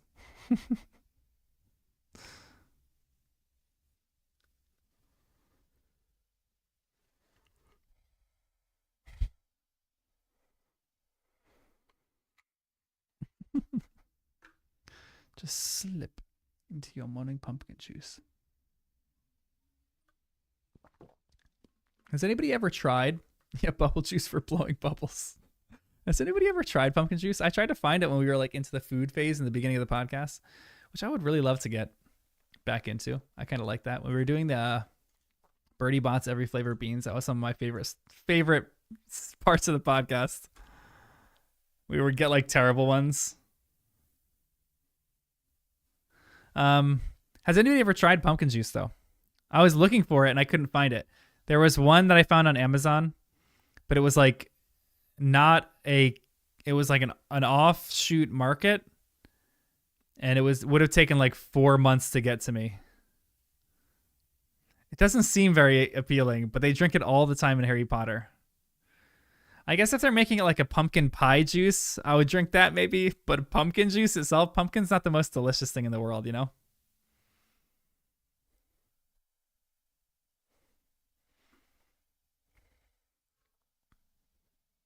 Yeah, it's part of the fantasy. The fantasy is how did they make pumpkin juice taste so good?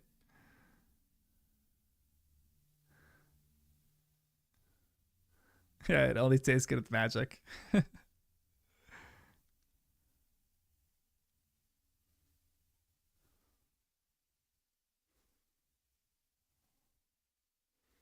Their task. Oh, it's so disappointing.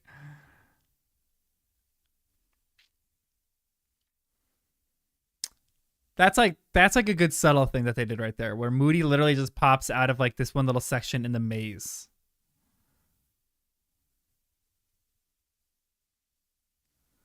Oh, Amos Diggory in this, so good.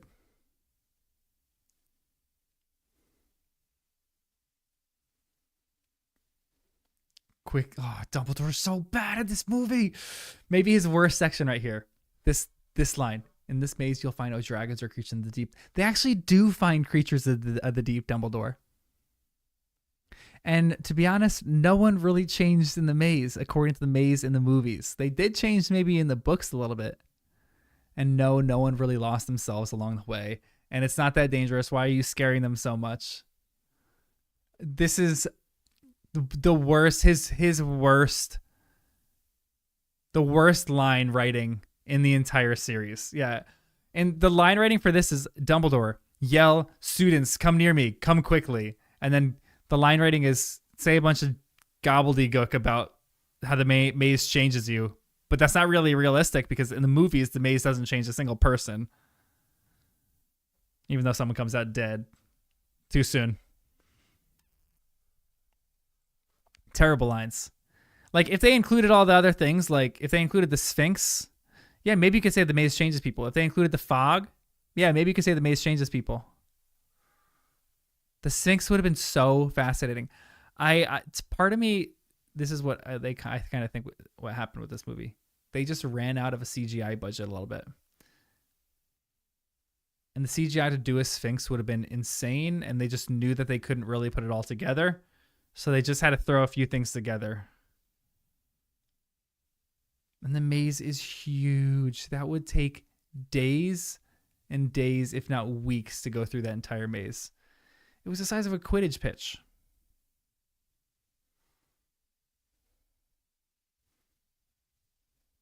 Has anybody the Sphinx money went to a super long dragon scene, 100%. Yep, they used it all on the dragon scene, which that dragon scene did look kind of good. They did good with the CGI of the dragon scene. Has anybody listened to another podcast called S Town? Like when Serial, it's like another season of Serial essentially. But it was the guy who he like has made one of the only known hedge mazes in like east of the Mississippi River or something. That was a fascinating podcast though. So sad. That was a really sad podcast. S Town, highly recommend anybody who hasn't listened to it.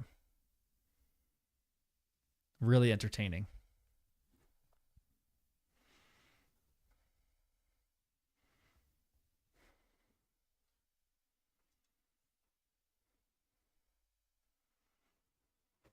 Yeah, the boring bushes are a little scary in this. Agreed. The floor depiction is just so bad too. She's just so scared.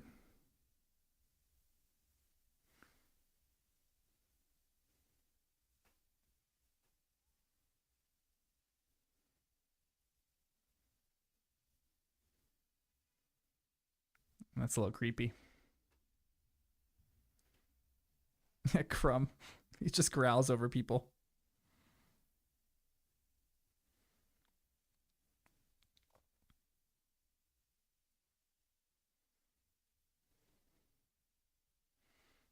Crumb's the original vampire. He bites. This is how it happens.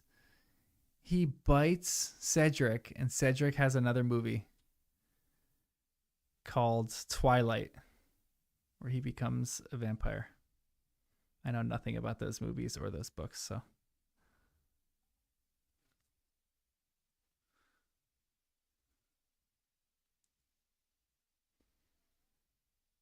I don't. Part of me likes how they do the Imperious Curse in the.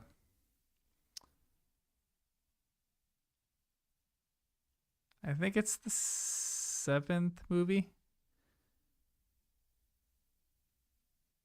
Yeah, I think it's the seventh movie where it kind of just looks like a fart when they Imperious the goblin.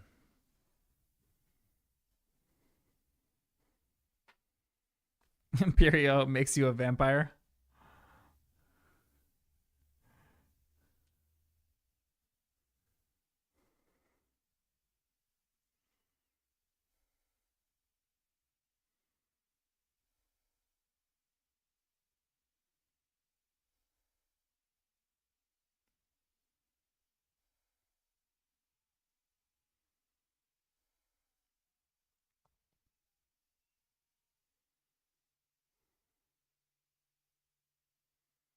Oh, Noah, you know the area? Where actually does it take place?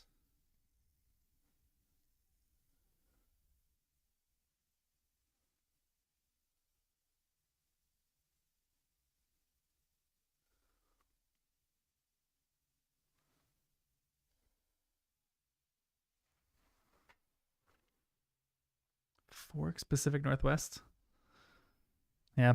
I feel like it's always either rainy or wet whenever I see clips of that movie, so Pacific Northwest sounds about right. I know, Bang and Scoots. Give me some Bang and Scoots. This scene is also wild. They debate this on binge mode. And I remember this debate really, really clearly because I thought the same exact thing. There's a scene where Harry looks at the cup and goes, yes. Mallory Rubin really likes that because she's like, it's so human. Like this kid who hasn't believed that he's able to get this thing sees the cup and he's like, oh, this is great.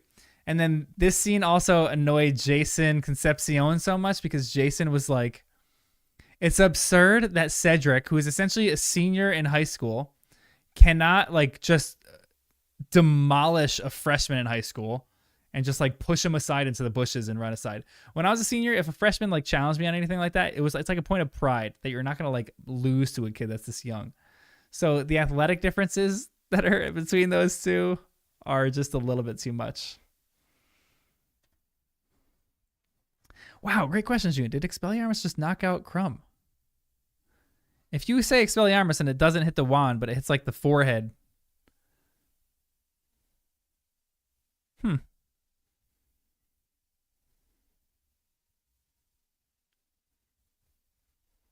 That's actually part of the plot of. That's so funny that there's less sun there. Oh, that's right, because vampires and sun don't mix. I do like this graveyard scene.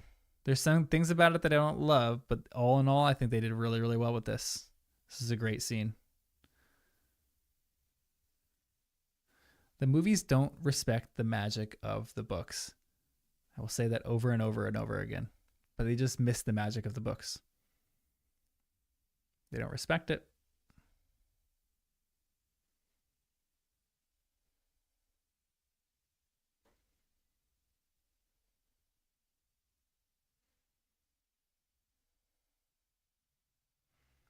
Have you guys ever seen that Vox video that is what magic sounds like and how each of the movies actually portrays different sounds of magic, like when they're actually performing magic?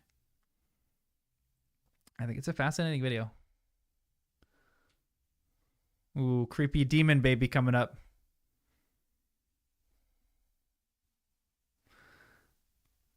Another thing that kills me about the one of the bad things about this graveyard scene. Oh no. That's so sad.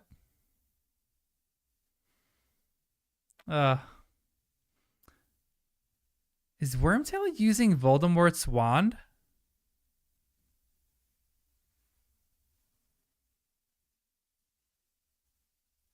Is that Wormtail's wand or is that Voldemort's wand?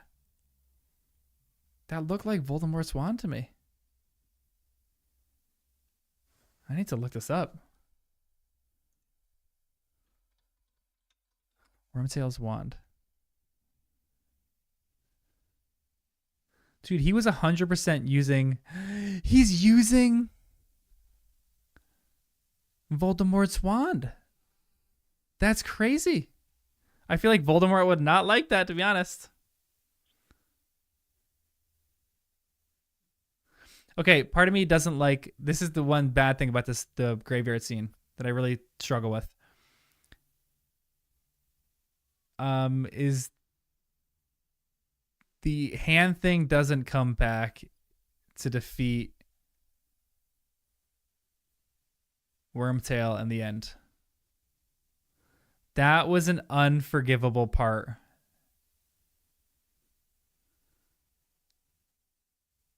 That's why Cedric came out. So in the books, I guess he uses his wand too. Wow, I never thought about that. This scene is gross, but this scene is so cool. I love how he comes out like wet. And like he feels himself. He feels like his head right here.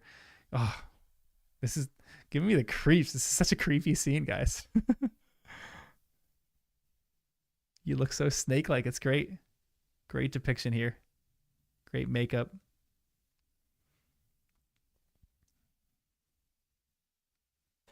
Yeah, a lot of the dialogue is skipped for sure. And Wormtail is in agony in this scene.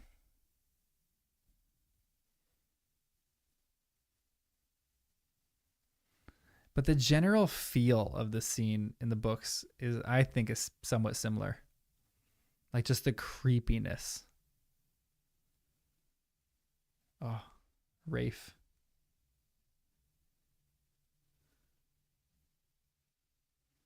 Long manicured nails. Yeah, eyes are supposed to be red for sure. But I feel like because they didn't have a bunch of the other eyes, like Harry's eyes aren't green, I'm like, they don't have to make Voldemort's eyes red.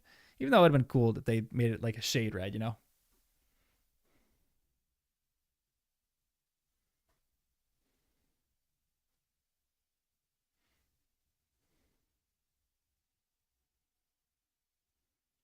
It's a really cool looking dark mark. Comes out of the cloud. I really like that.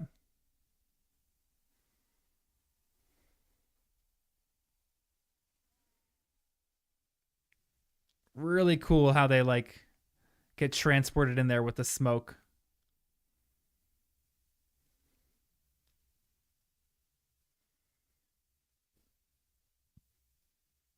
This is so creepy. Yeah, they gave up on the whole red green eye thing. They gave up on Hermione's buck teeth. Disappointed.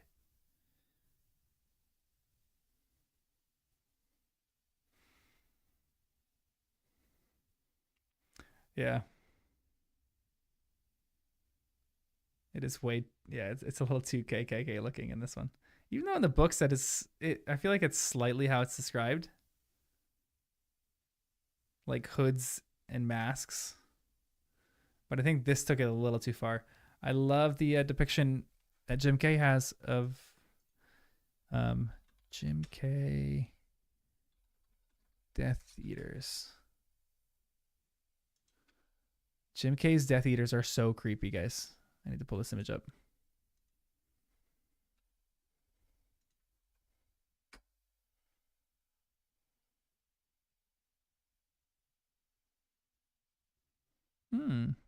Red green eyes with the red green spells, Expelliarmus and the Vada Kedavra. Yeah, it's fascinating. Even the golden stuff, what we were reading in the chapter or the last chapter, there's two things that pop up that are golden.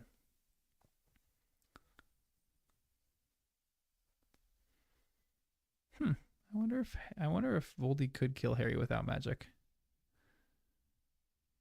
Just like take that knife that he used to steal his blood and just kill him. I feel like Voldemort wouldn't like to do that though.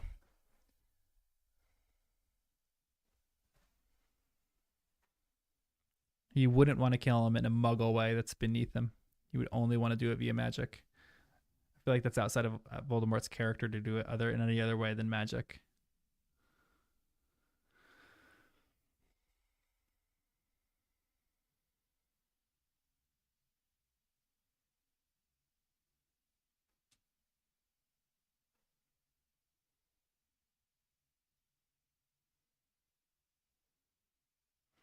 There's yeah, I was saying before, there's all the gold stuff in the last chapter.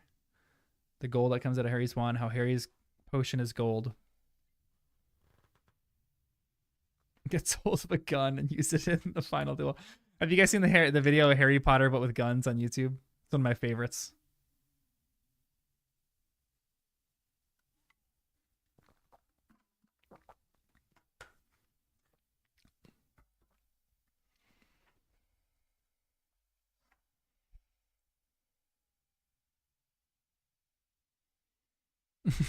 Your muggle logic is getting the better of you there.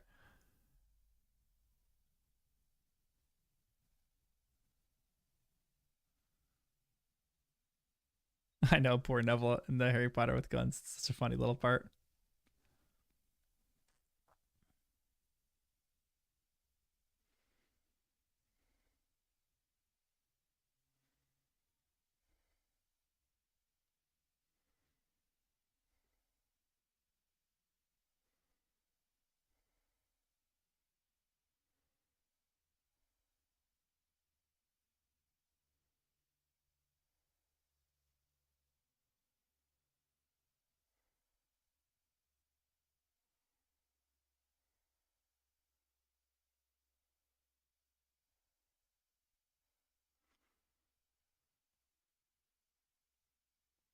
Cedric's right next to the cup in the background. It is fun, like looking at some of the background scenes that happen in this.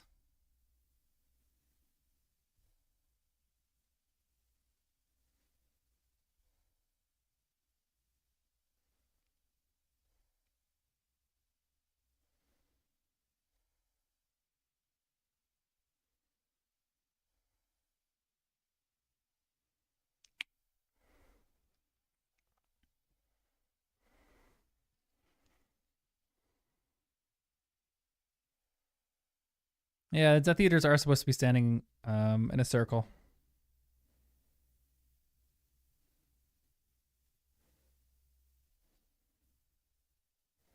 I understand why they didn't have to do that. I think Cedric's hand just like moved a little bit in that one scene. There's one scene that it's one of my favorites in Lord of the Rings when Boromir dies, which is one of the most moving scenes. I thought that scene was so good. Oh, oh, that scene is so phenomenal. Boromir's death. When I think Legolas is running over to see what's happening, there's an orc on the ground that literally like does like a little thing with his head. He like looks up to see what's happening, and they just didn't cut it out of the movies.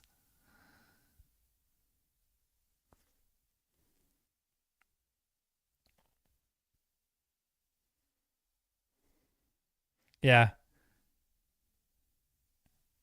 Rafe moves so well.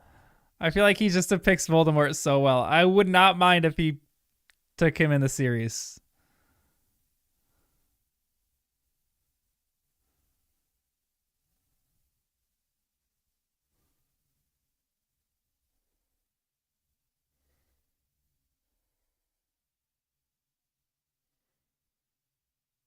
Crushes me that this is probably the first time Harry has really seen his parents. I mean, he saw them in the Mirror of Erised. He saw them in pictures. But this is like a physical representation of them. It's so crushing. It's so sad.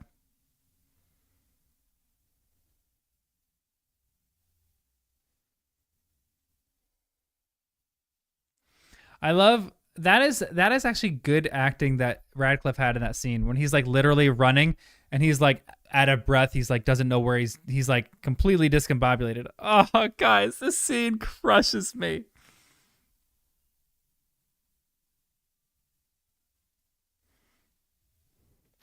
Danica, have a good night. Thanks for joining.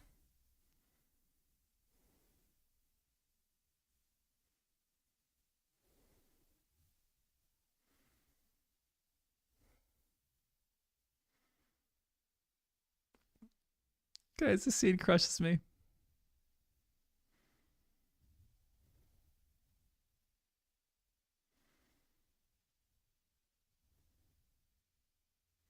People make fun of this scene all the time.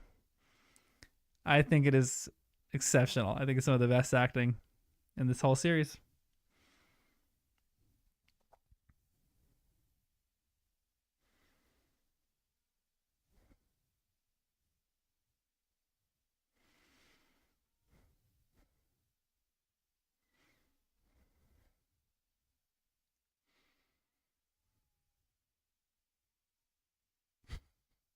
That's so beautiful.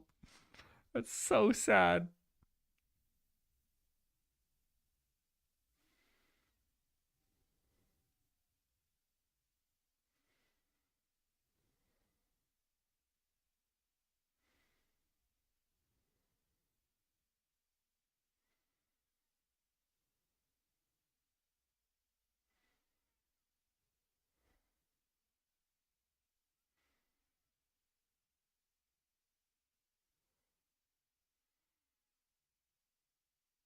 Mm, guys, I'm trying not to cry. Holy smokes. I feel like every one of the students that witnessed that aged 20 years. To see a grown man cry and weep like that is, you don't see it often. Mm. Oh, man. Oh, yeah. Trust me, I think it's okay to cry. I cry at little kid shows that I watch. I cry at like commercials now. I'm so I'm a crier. And me and one of my friends, we say uh one of my not like like my one of my parents' friends, so she's a little older. But we have this thing where we say a movie's not a good movie unless it makes you cry.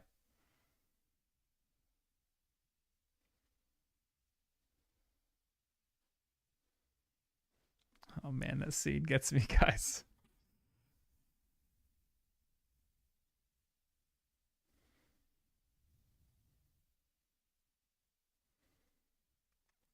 I said this last. I think I said this when I was playing Legacy, but I was watching this Bluey episode just on my own because it was like a pirated episode that came out on TikTok. People like pirated it on TikTok, and it's in Australia, but it's not released in America yet. And I was watching it, and they're 7 minute long episodes, and I watched this episode and I wept, like full on wept. All I watched it 4 times in the moment, and I wept, and then I would stop and like clean myself together, and I was like, I have to watch this again, so I'm like teary eyed when I watch this. And then I watched it again, and I wept, and then I did the same thing 2 more times after that, and then I watched it again like a few hours later, and I wept the same. It, I don't know why, it just got me so much. It's such a good little episode. This is weird when he goes, marvelous creatures, dragons, aren't they? Although he's, it's good acting here. I do like him as an actor.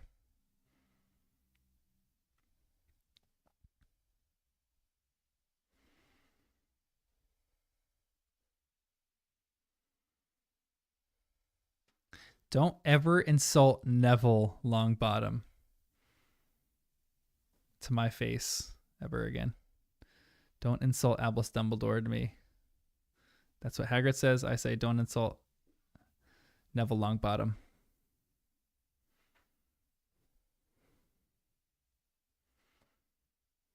Show you a scene where unlikely allies band together and overcome their differences, and I'll tear up.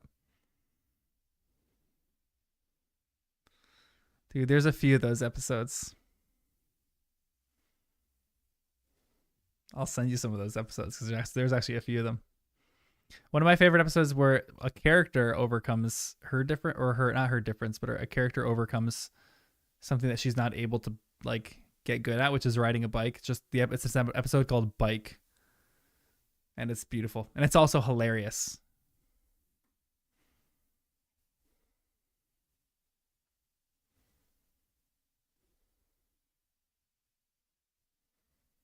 Again, Dumbledore is so physical in this movie.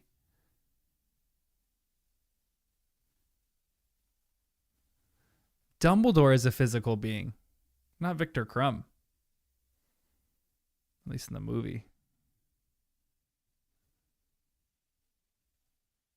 What's up?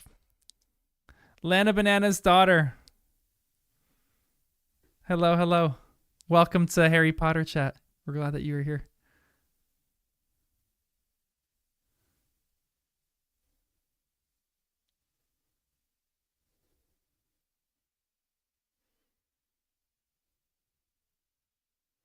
Oh, 100%.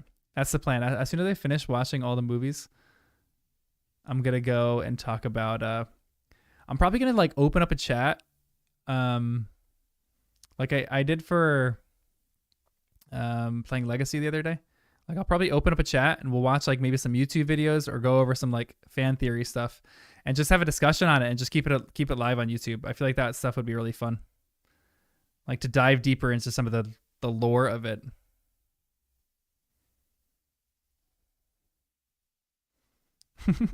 Good. I'm glad I can make you giggle. I'm so glad you're here watching with us. Although we're at a really intense scene in the movie. So you gotta watch out. It's a little scary sometimes.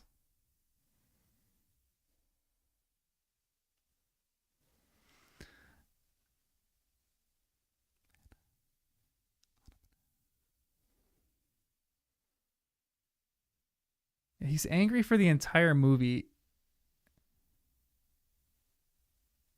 And Dumbledore, yeah, Dumbledore's his anger in this scene in the books is so impactful because he comes in and there's like a cloud enveloping him.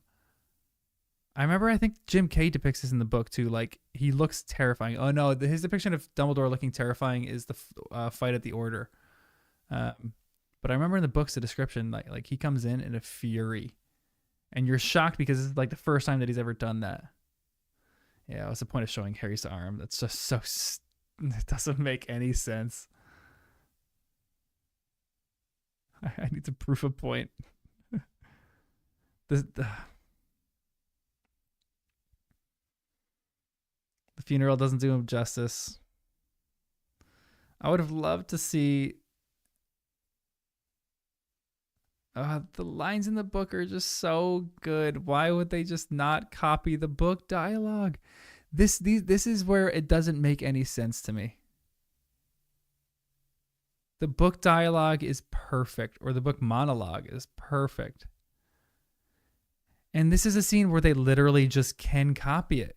Like the screenwriting doesn't need to change. Scenes that are written in books that are in like funerals or like just monologue scenes, they can translate really easily and really well to movies.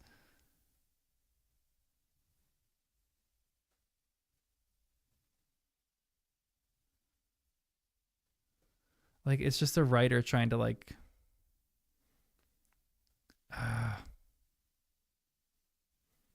this isn't it. This isn't it. This crushes me because the book writing is perfect here.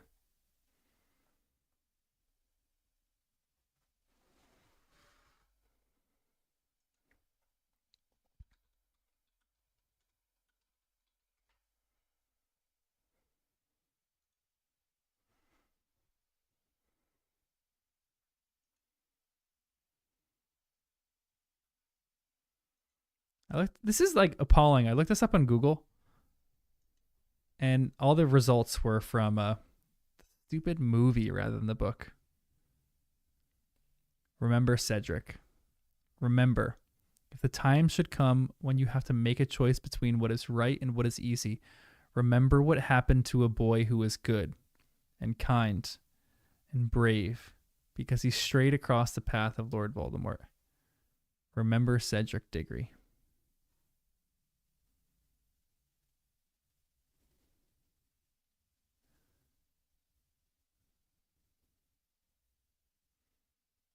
Oh, man.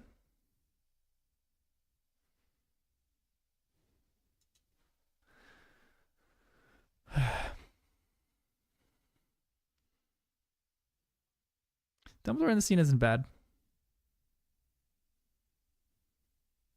He captures a little bit more of the Dumbledore, but again, there's no kindness in his face at all.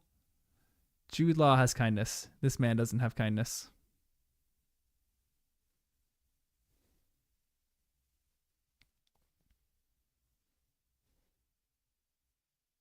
Yeah, there's no priori incantatem explanation, which drives me crazy. He just says priori incantatem, and Harry's supposed to like know what he's talking about there.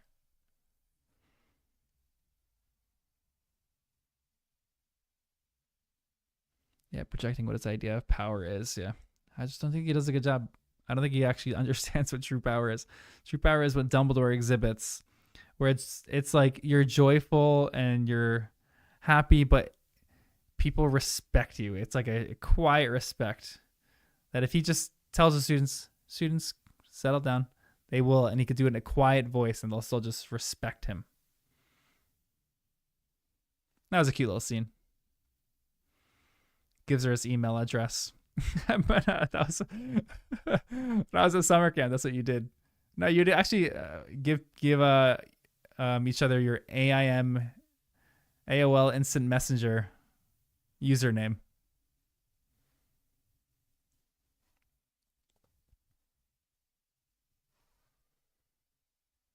I know everyone's smiling. Cedric just died. They were just at a funeral. And then the end of this movie is such this is such garbage.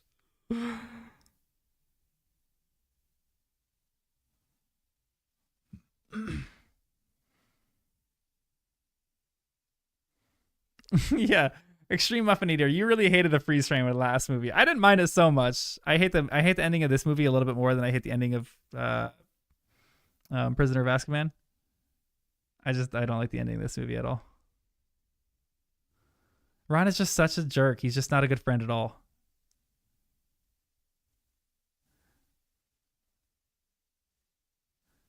And Harry acting like he's like this like older, wiser person by touching Hermione on the shoulder like that.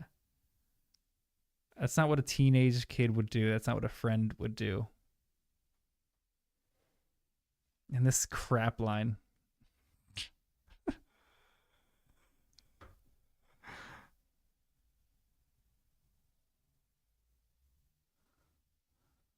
Are you freaking kidding me? The movie ends on that? Devastating.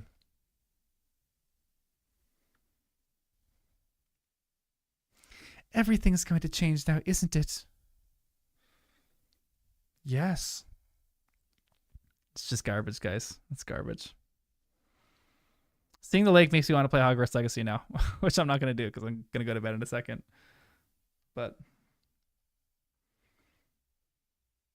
it's fun riding my broom around the lake.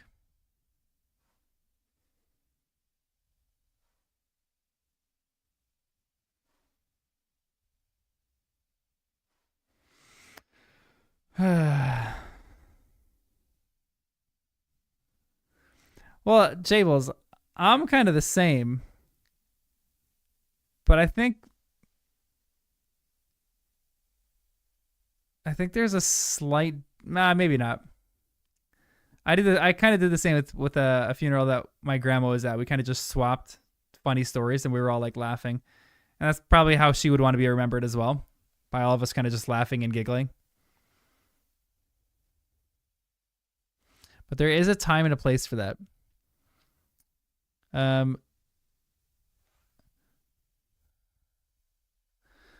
I was at a funeral once I used to coach soccer, and I coached middle school girls soccer. It's like my least favorite story. The story is devastating to me. I used to coach middle school girls soccer, and one of the girls that I was coaching, she was a 7th grader at the time, and her mom had a brain tumor, and she was diagnosed with a brain tumor, and then a year later she passed away. But her mom's personality completely changed when she had that brain tumor, and it was tragic. And just to see a 7th grader going through this was just absolutely devastating. And I went to the funeral. There was maybe close to 1,000 people at this funeral because it was like a tragic event. Like everyone knew about it. It was so sad. So everyone went to this funeral. And the person who was presiding over the funeral got up there and tried to crack a joke to start it off. And I was so furious. I remember sitting there next to one of my friends who was like the assistant coach, and we were sitting there, and I couldn't speak to her because I was so sad that if I opened my mouth, I would not have been able to breathe. Because sometimes if I like truly, truly cry, I will cry and I won't be able to breathe. Like I tear up all the time. When I watch a Bluey episode, I'll tear up. I watch like when Amos Diggory is like saying my son, my boy. I'll tear up at that. But if I cry, like I've just full out open cry, I can't catch my breath. Like I'll be all out. So I remember I couldn't even speak a word because I knew if I opened my mouth and said a word, I would just weep and cry and cry. But the person presiding over the funeral got up there and decided he was going to crack a joke about it, and that was when my sadness went to fury. And I was talking to the family after, and I was talking to someone who knew the person who was like speaking, the person who was presiding over it, and they were like, that was the worst funeral they had ever been to. They were so frustrated that happened. So I feel like there's just a time and a place. If you know the person and you know they're like good with like laughing and having fun and everything like that, yeah, crack jokes at a funeral. But that was just, you got to know the person. So there's a time and a place for that, you know. Oh man, that was a depressing story.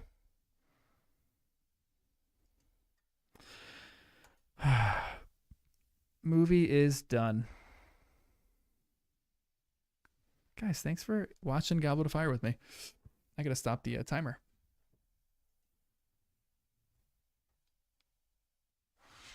Guys, Wes has been out dead behind me for the entire movie. He's been here. He's been laying here. Can you see him? You see his legs. He's just literally been there the entire movie.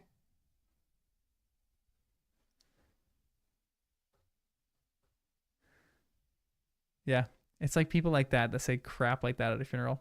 I would get in a fight with you at that woman or whoever said that.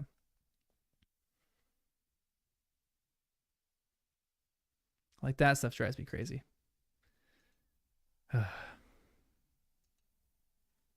You got to know the person. There's like a time and a place for everything. All right. I got to stop this timer. Scripts. Stop. Reset. Close. Turn it off. Beautiful. Yes, I will give you more of my dog here. Let me get you a better shot of him.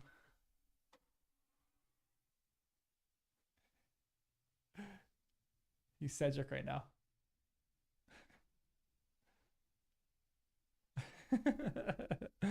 He's dead.